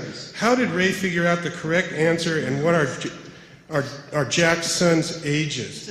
So my daughter worked it out, God bless her, but this is the type of stuff there is in the classroom right now. We have to opt out. We have to. Okay, I think there is interesting point here, because the question actually is a very interesting question. Sorry, That's fine. I know that's actual problem. The answer is, by the way, 166. Because so she blew it. No, 6. I mean, two old, twin 6 and one youngest, as opposed to 9 years old and 2 and 2, which comes to the same 13, but there's no youngest. So that's what distinguishes between these two pairs. However, the point is this is a quiz. This is not a question that you should be expected to answer using regular curriculum. That's what the STAR test was. It was very straightforward. If you learn your material, you could ace the test. You didn't have to guess what the teacher wanted or the tester wanted. You didn't have to have an IQ test here. It wasn't a psychometric test. Very straightforward. Because the idea was everybody should be able to make it as long as he studies. Those are mind twisters. And we do use this kind of questions, on advanced testing for competitions and for other things. And sure, eventually I want kids to be able to approach it, but I don't expect 100% of kids to go to mass competition. But that's the kind of mind twist. And you say, clearly you don't know enough maths. Mr. Teacher, could you solve this? Well, clearly you don't know enough maths. Thank you. I happen to know this problem, that's why it was so easy. I didn't know how to answer it when I was posed. Don't think I'm so smart. I didn't understand it. Yeah, hi, I'm Ron Navarro. I'm an orthopedic surgeon in the community. I live in Rolling Hills. I have 2 children, one in 9th grade at Penn High, one in 3rd grade at Cornerstone. And I was trained I was educated in the lowly LA City schools as a child of Mexican immigrants, and I actually had algebra in the 8th grade. So it's pretty sad that maybe our system is moving in a direction that would potentially dumb down this system lower than potentially the LA City schools.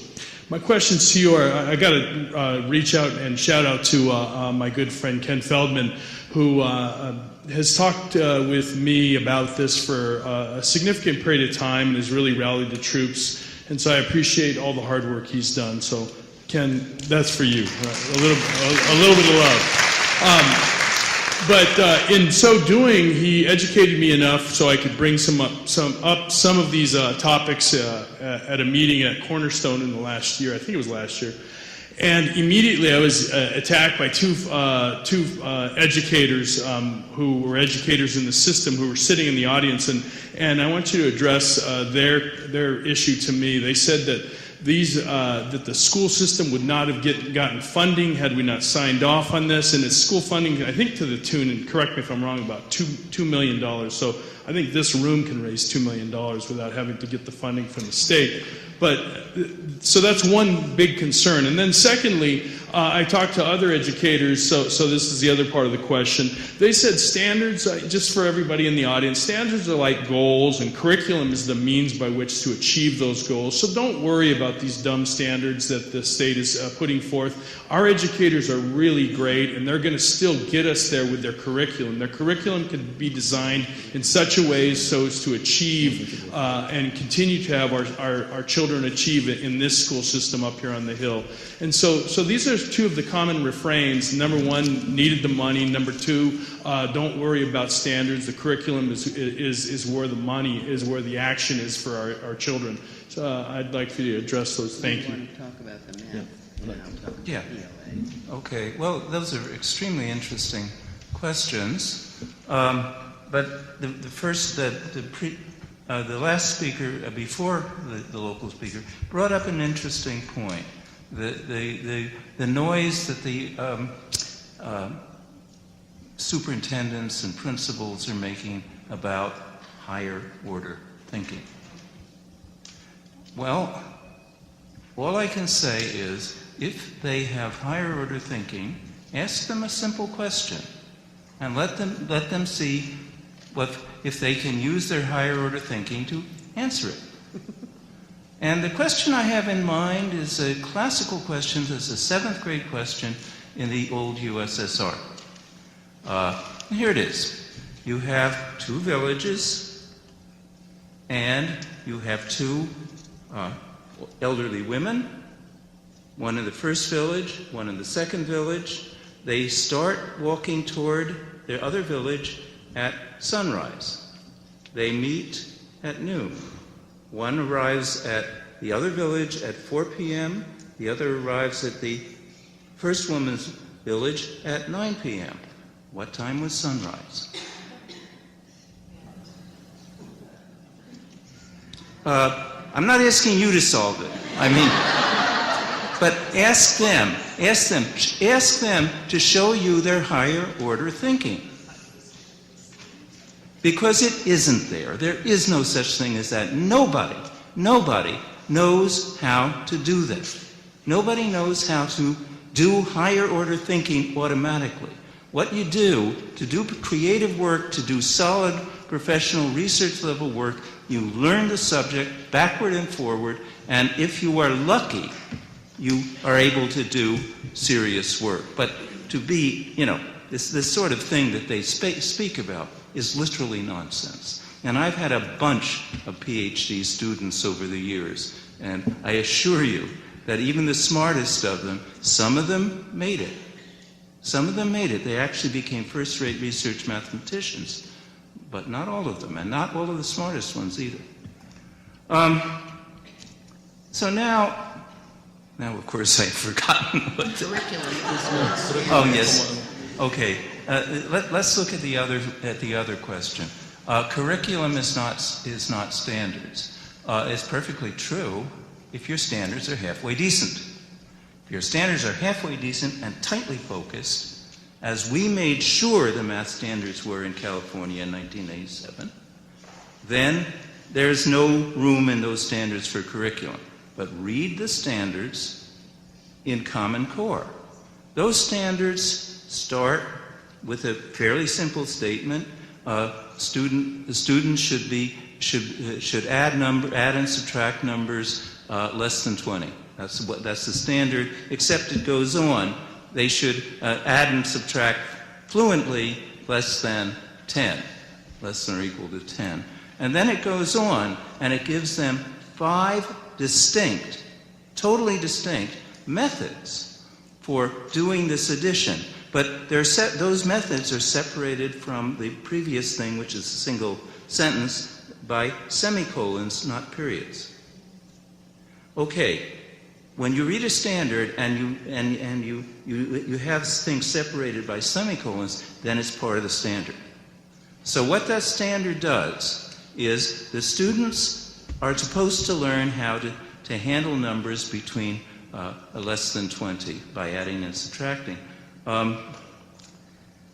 And they aren't suggesting 5 possible approaches to it. They're saying these kids have to learn every single one of those 5 things. And if you look at what's going on in the lowest grade, that's a first grade standard, you will see that most of the kids are bursting into tears over this particular standard. But that's one of 21 separate standards in first grade. Only a part of that standard is handled in the high-achieving countries, and in the high-achieving countries, that part of the standard is covered over the full half year of the first grade course. Now, we have 21 standards that are all like that, all sorts of nonsense following, and the nonsense is essentially and exactly, in fact, pedagogy. That's what it is, and it's coursework. That's what it is. So in Common Core, there is no separation between the curriculum and the standards. It just isn't any. Let me also point out that in ELA, when you have for reading 10 standards for informational reading and 9 standards for literary study at every grade from K to 12, that is shaping the curriculum. That's not just a standard. That is shaping what teachers are to aim for.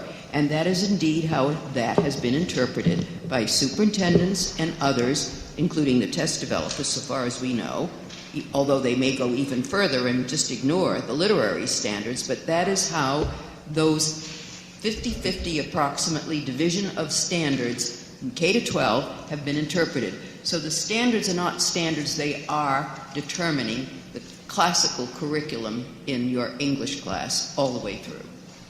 And as a last example, we all learned to prove congruence of triangle in geometry class in high school. I'm sure you remember, we can do it multiple ways, side, angle, side, side, side, side, so on and so forth.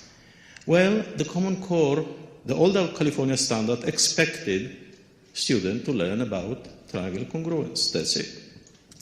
The new Common Core also expects to learn about triangle congruence, except that it says, but use this method to prove it. That's pedagogy. That's not standard. That's curriculum. Don't learn how to dance. Learn this dance with one hand up there, one hand down there, one leg up. Pedagogy. So don't let anyone tell you Common Core separates. Standards are just standard. They're not what. In most cases, they're also how. Going back to the beginning of the question, money. What can Sacramento do to a district? I am not a school board member. I guess the moderator may have more answers. But as far as I know, just recently, Governor Brown actually made most of the funds that go to this district part of a block fund of local control.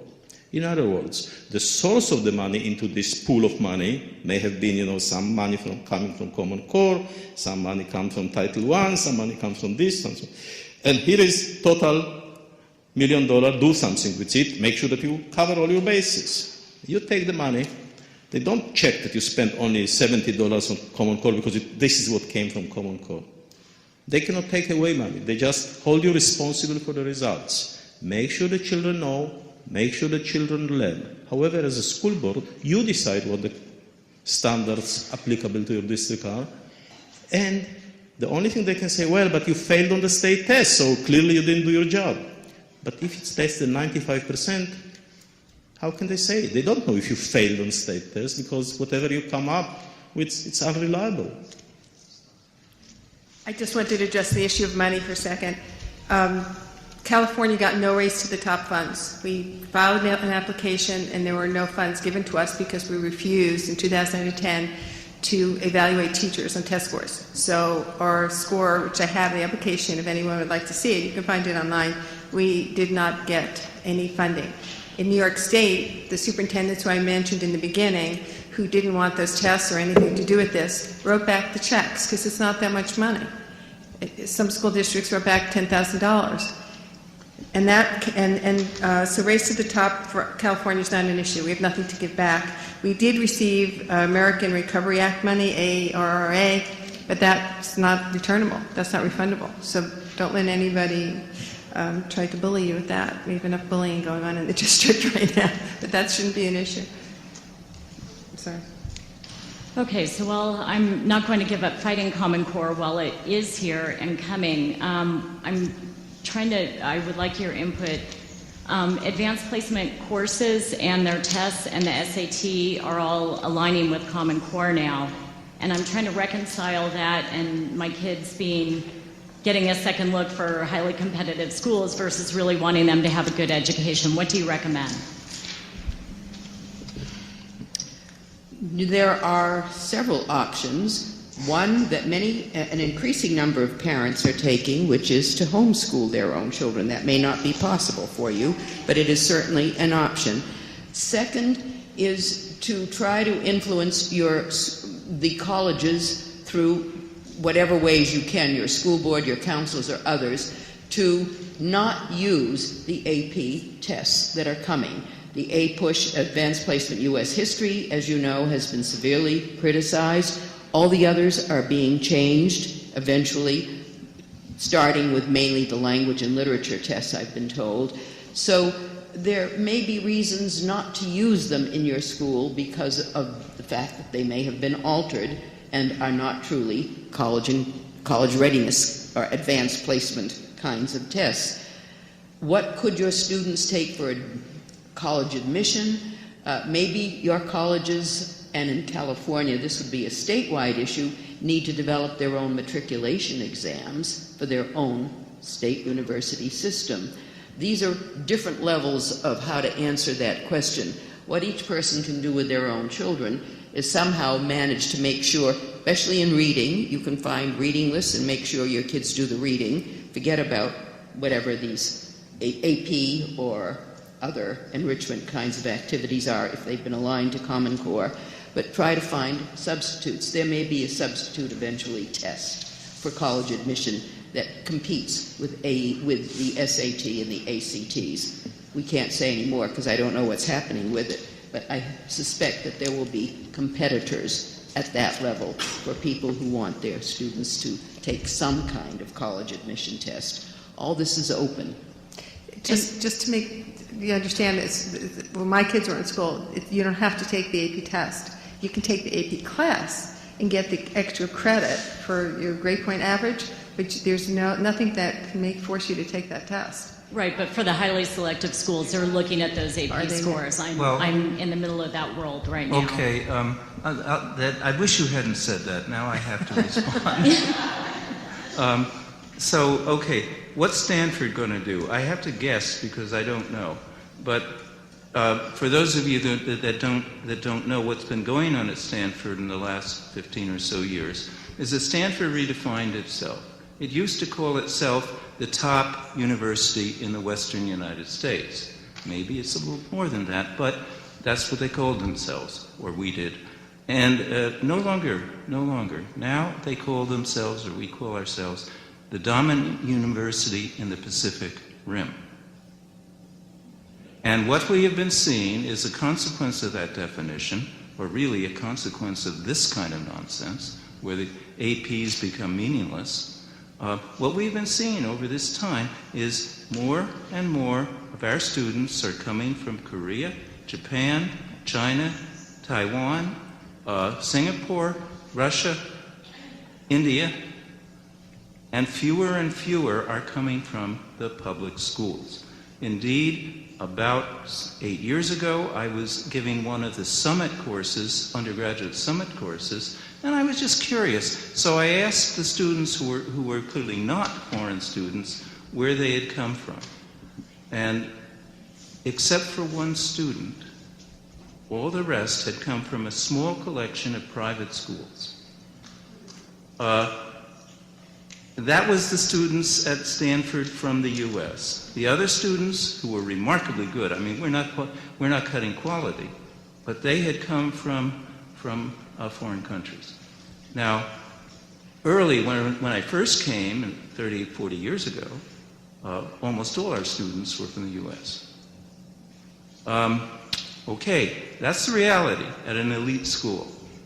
And I don't know, what I guess Stanford will do is they're going to find some way to give their own independent tests of calculus and calculus readiness. And in point of fact, it had better be calculus, because at Stanford we regard calculus as remedial. Okay, so actually I kind of have like two parts to the question. So the first part is, who is in charge of actually creating Common Core? Like, what was its purpose in being created, and why was it created? And the second part is, what do each of you think as individuals is the most inherent and major problem with the Common Core standards? Should I go ahead? Can you summarize it maybe? Who created Common Core, and what was the purpose of Common Core? And as individuals, what's the biggest problem, is what I think I understand. Let me take a stab at this to begin with, and then it can be amended and corrected. What is behind Common Core is a long history of deteriorating public schools. It goes back before Common Core. It's like 50 years old. And you have a concern, which is sometimes labeled social justice. I'm just trying to caricature to some extent. Concern of a lot of people that there have not been equal expectations across states. State standards were supposed to equalize academic expectations within states. They didn't do a good job. Some people have been talking about national standards as a way to equalize expectations across states. The people specifically behind it would be a large group of people. We do know that, for example, at least the Gates Foundation was a major financial contributor, a funder of a lot of the Common Core development and movement, promotion, dissemination, but it's not an idea that was, as far as we know, that came out of the Gates Foundation. There have been people going back 20 years or more who have been talking about national standards as a way to get at equalization of academic opportunity. So that is sort of a very rough background for who, why. I mean, there was a motivation for increasing academic expectation. What happened in the last 6 years is a direct contradiction to that, and we do not know why. What has happened in the past 6 years contradicts the expectations for expanding the STEM pipeline, increasing academic expectations. Something happened, and we really do not know, and there is nobody at the top giving explanations anymore. They don't feel they have to give explanation because they claim those standards are high, comparable to the best international achievers, and so on and so forth, demanding deep thinking. That's the way they handle it. We just showed there is no basis to those claims, but they still stick to them, and that's why they don't have to explain why they did it. But they won't respond to rational criticism, and this has been part of the problem for 6 years. A great way to find out is to write a Freedom of Information Act request, a FOIA, F-O-I-A, to Mr. Arnie Duncan and ask that question. See if he responds. Thank you. Thank you. My name is Robert J. Calvert. I'm down on campus here. I was on the committee that formed this district in 59 and 60.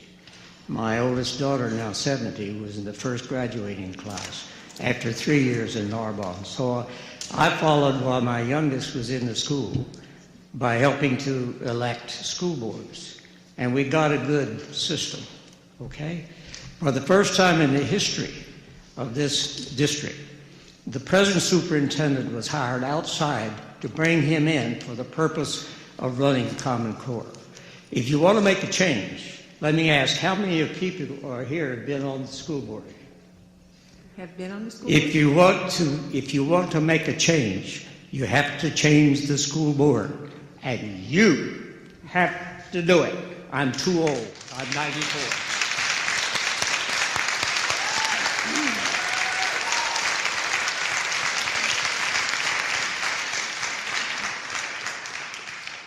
Hello.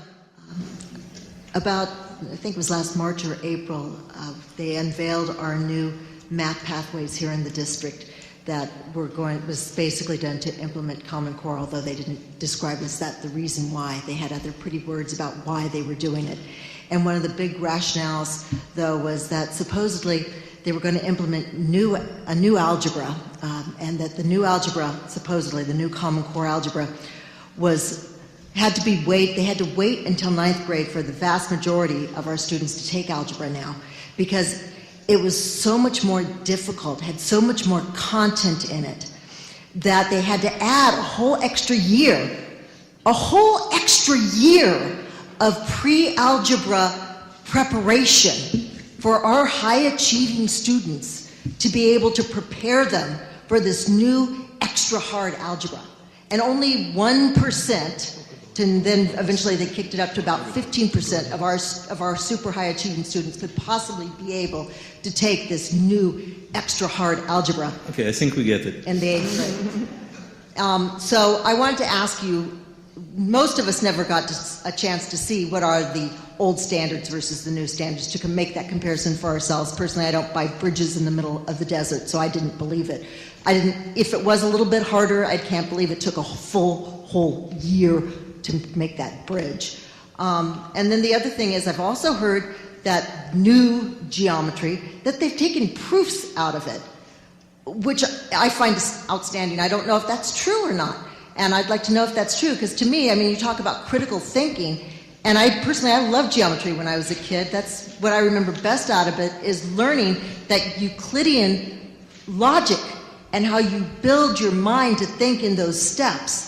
And to reach those proofs and the elegant ideas that you build in terms of how you build your logical thinking. And if they take proofs out of geometry, what are we teaching our children in terms of our logic building? So is it true that they've taken proofs out of geometry? Questions? First, about being impressed with the proofs of geometry, it's not only you, but Abraham Lincoln was too. He actually studied the original Euclid geometry, and he talked about it somewhere. Anyway, going back to the question. I don't believe that they actually announced taking out of the proof in geometry or in the rest of mathematics, not only the geometry, just geometry is the most pronounced in terms of proof. But I do believe that they will be much weakened because the pedagogy they insist on is really not easily amenable to proof at the high school level. That's a big problem. This fancier, experimental method of proving congruence, which is the basis of much of geometry proof, is actually impossible to prove for high school students. So you will be waving your arms and pretending you are proving, you being the teacher, and the children will say, yeah, and half of them or all of them will think, well, the teacher is snowing us, but we are not going to make a big deal of it, and it's all smoke and mirrors, this whole idea of proof, because they are not able actually to apply the right techniques. Let me go to the algebra, which is in some sense much more real and tangible to most people. The kind of algebra that Common Core promotes is called functional algebra. In typical algebra, you would learn how to manipulate expressions, multiply, divide, polynomials, monomials, reduce expressions, to solve equations, initially linear, inequalities, and then quadratic. The fluency that you develop with manipulate expression is critical for other subjects in high school, for physics, for chemistry. Now, this new fancy, demanding so-called functional algebra is basically about viewing and appreciating how different functions behave. So you have input versus output, a table, and you plot it, or the computer or the calculator plots it. You have a complex expression, then the first year algebra that deal with exponential functions. Wonderful, except they have no tools to handle exponential functions. So what will they do? They will plot them, and they will see that they actually at a certain point they rise much faster than linear function. Wonderful. Can you find the intersection point, which is the solution? Well, no, I don't know how to handle those equations, but I can appreciate them.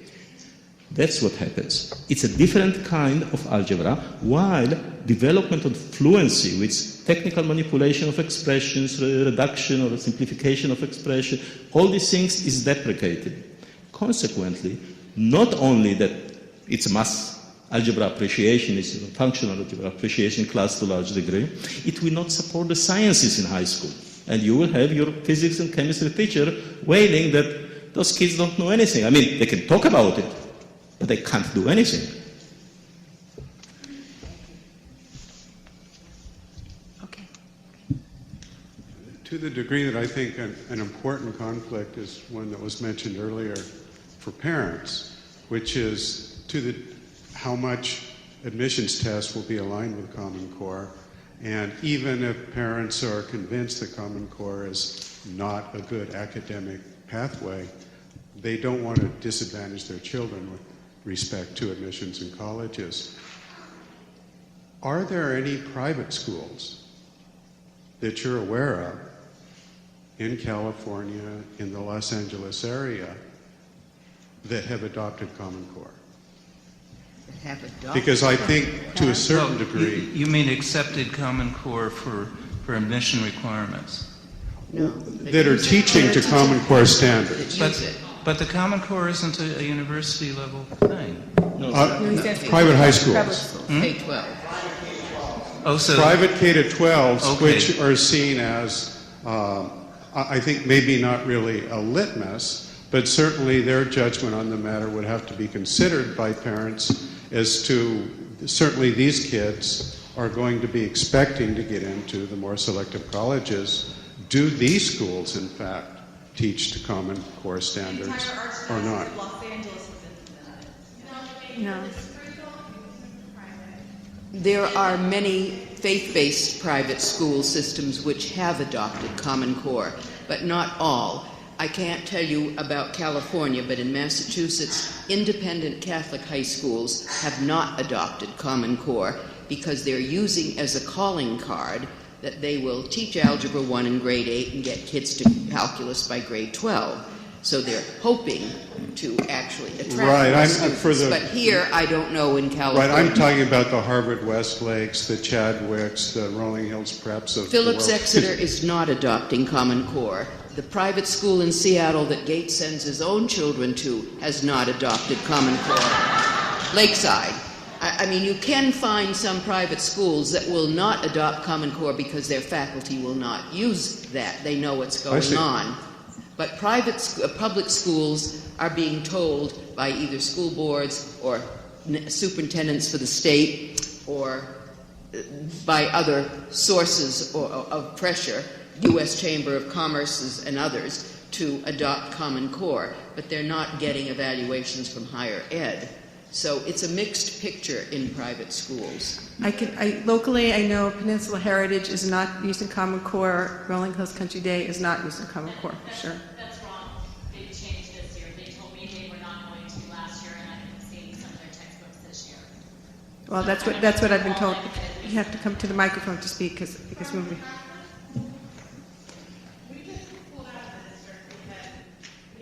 Yeah, we can't hear you. We're Speak gonna to the have, mic. these last speakers are going to have to be We concerned. just left the district because we advocated for our children. I kept my children out, which I'm allowed to do as a parent. Speak to the Sorry, mic. I can't that I'm hear allowed you. to do as a parent. And the school district strong-armed me with truancy. So I had a strong arm abuse of power of truancy because I exercised my parental rights. So we decided to do private school in Palos Verdes, and I can tell you that at the Catholic school, they're still doing the same thing that they've always done, and they're sprinkling in Common Core where they feel that it's helpful or might. Right, they're doing a variety of things. Right. They don't have to because they're private schools, but many of them are adopting it in parish schools because there is a superintendent for those school systems. Independent Catholic schools are doing whatever they want, and this is true in Massachusetts, but in the rest of the country, everywhere, if the parish superintendent has adopted Common Core, then they will adopt whatever they want from Common Core because they don't have to adopt the whole thing verbatim. Right. And one of the things I think that you could maybe speak on is that you were talking about our rights and civics, right? Our community and learning about civics is asserting parental rights. Is that's the problem? Is I think that a lot of people are scared because the people who have been speaking up or they do ask those questions, all of a sudden they get some kind of letter or truancy. I mean, Truancy policies must be voted upon by a local school board. If the superintendent has determined a truancy policy, that is incorrect, and somebody needs to call attention to that because those are not policies that can be made by administrators. They have to be made by a school board. Okay, thank you. We have only a couple of minutes. Okay. I am speaking directly to the parents. I'm a parent here in Palos Verdes, and I'm speaking to the parents who may be afraid to fill out an opt-out form. And have been in the district with my husband and family for about 20 years. So I had the pleasure of having our two older sons go through the PV Unified School District when we had an absolutely phenomenal math system and language arts program. One son actually graduated from Stanford last June, and I'm still celebrating.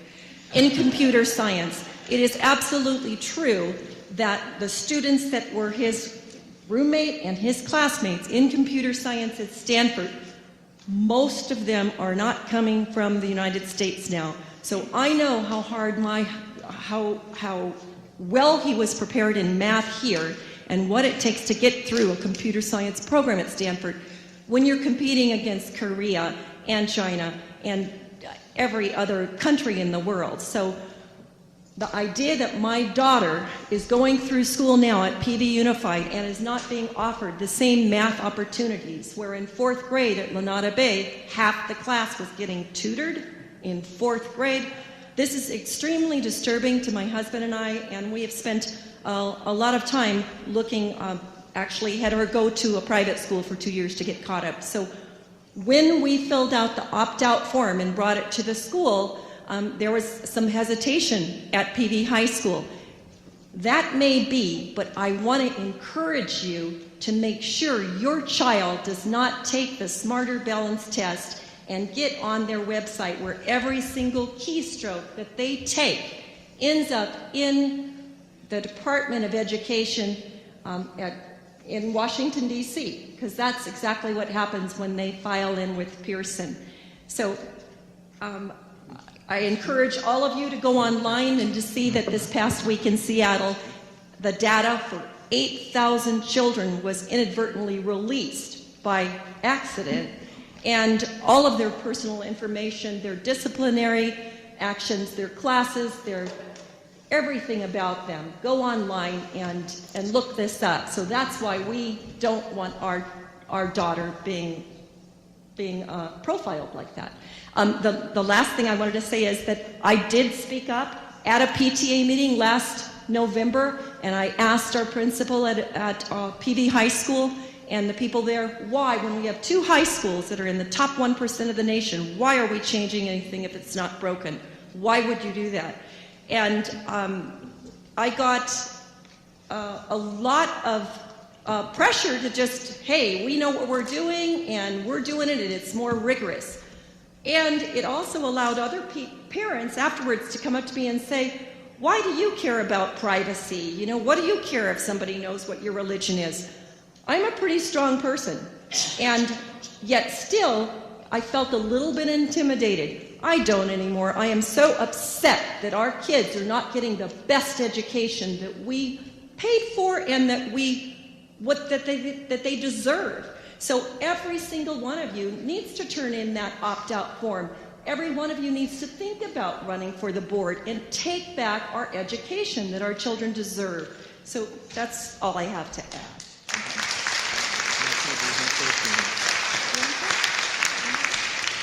Okay, this will be our last question. Thank you. First of all, Dr. Skalski, I once sat in on a colloquium with you when I was in graduate school, and I can't hear what you're saying. Dr. Stotsky, I once sat in on a colloquium where you were presenting. This was when I had a lot more hair, but it's certainly kind of surreal as a parent to now kind of see you here and conferencing with you. Just a side note. My comment was on, and again for you, Dr. Stotsky, your concerns around the increased standards in informational text. And this is coming from my own experience that as we move into adulthood, we interact more and more with informational text than in schools. And I'm trying to understand your argument here.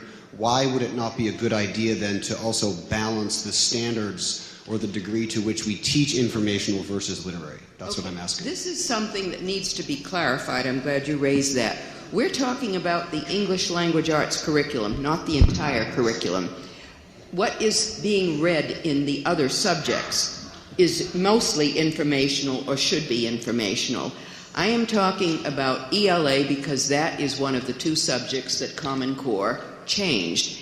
And it is not the case that there is any body of research to support the idea that if half of what an English teacher or a reading teacher assigns in middle school on in particular is informational, that you're going to make kids more ready for college level reading. There's absolutely nothing to suggest that you develop college level reading skills by reading snippets of information in the English class. We're not talking about the history textbooks, the science textbooks, the math textbooks, or articles that you might read, or primary source documents, whatever would be the reading material in these other subjects. That's where there should be more reading.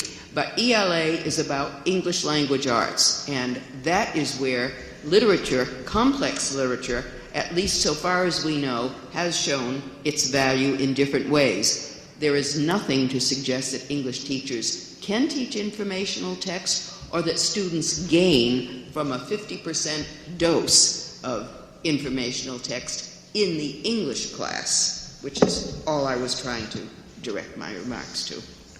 I will follow up, not being a literary scholar, but I heard Sandy talk about this multiple times. And what struck me when she said once, look, you read a literary text, sometimes 2 lines of poetry or of a text, and there is a deep meaning, a multiple meaning you have to read between the lines. And that's what sharpened my mind. When you read informational text in an English class, it's not about reading between the lines. On the contrary, the whole purpose is to explain clearly as they can. You have to just understand the vocabulary and the subject. That's what you get in science, in history, wherever. And that's fine. But it's not doesn't force you to think what the heck did they mean. If it forces you to think what did they mean, this informational text is useless because obviously it doesn't inform. It obscures. But literature obscures, not obscures, creates context between the lines. And that's what you want children to learn for, as complex reading, complex understanding. All right, I think we've got to wrap this up, but please take the contact sheet. Contact everybody from the school board locally to your city councils. The cities, we have 4 cities in Palos Verdes, they're getting 20% of your tax dollars forwarded to the school district. That's why the city should have an interest in this. And just for your information, I pulled this off Education Week's website. Smarter Balance tests and PARCC tests participation are way down 42% of the states are not re-signing up for Smarter, Balanced, and Park, which means we have some options. So thank you so much for coming, and contact your politicians because they like to get reelected, and they need to hear from you. Thank you. Thank you.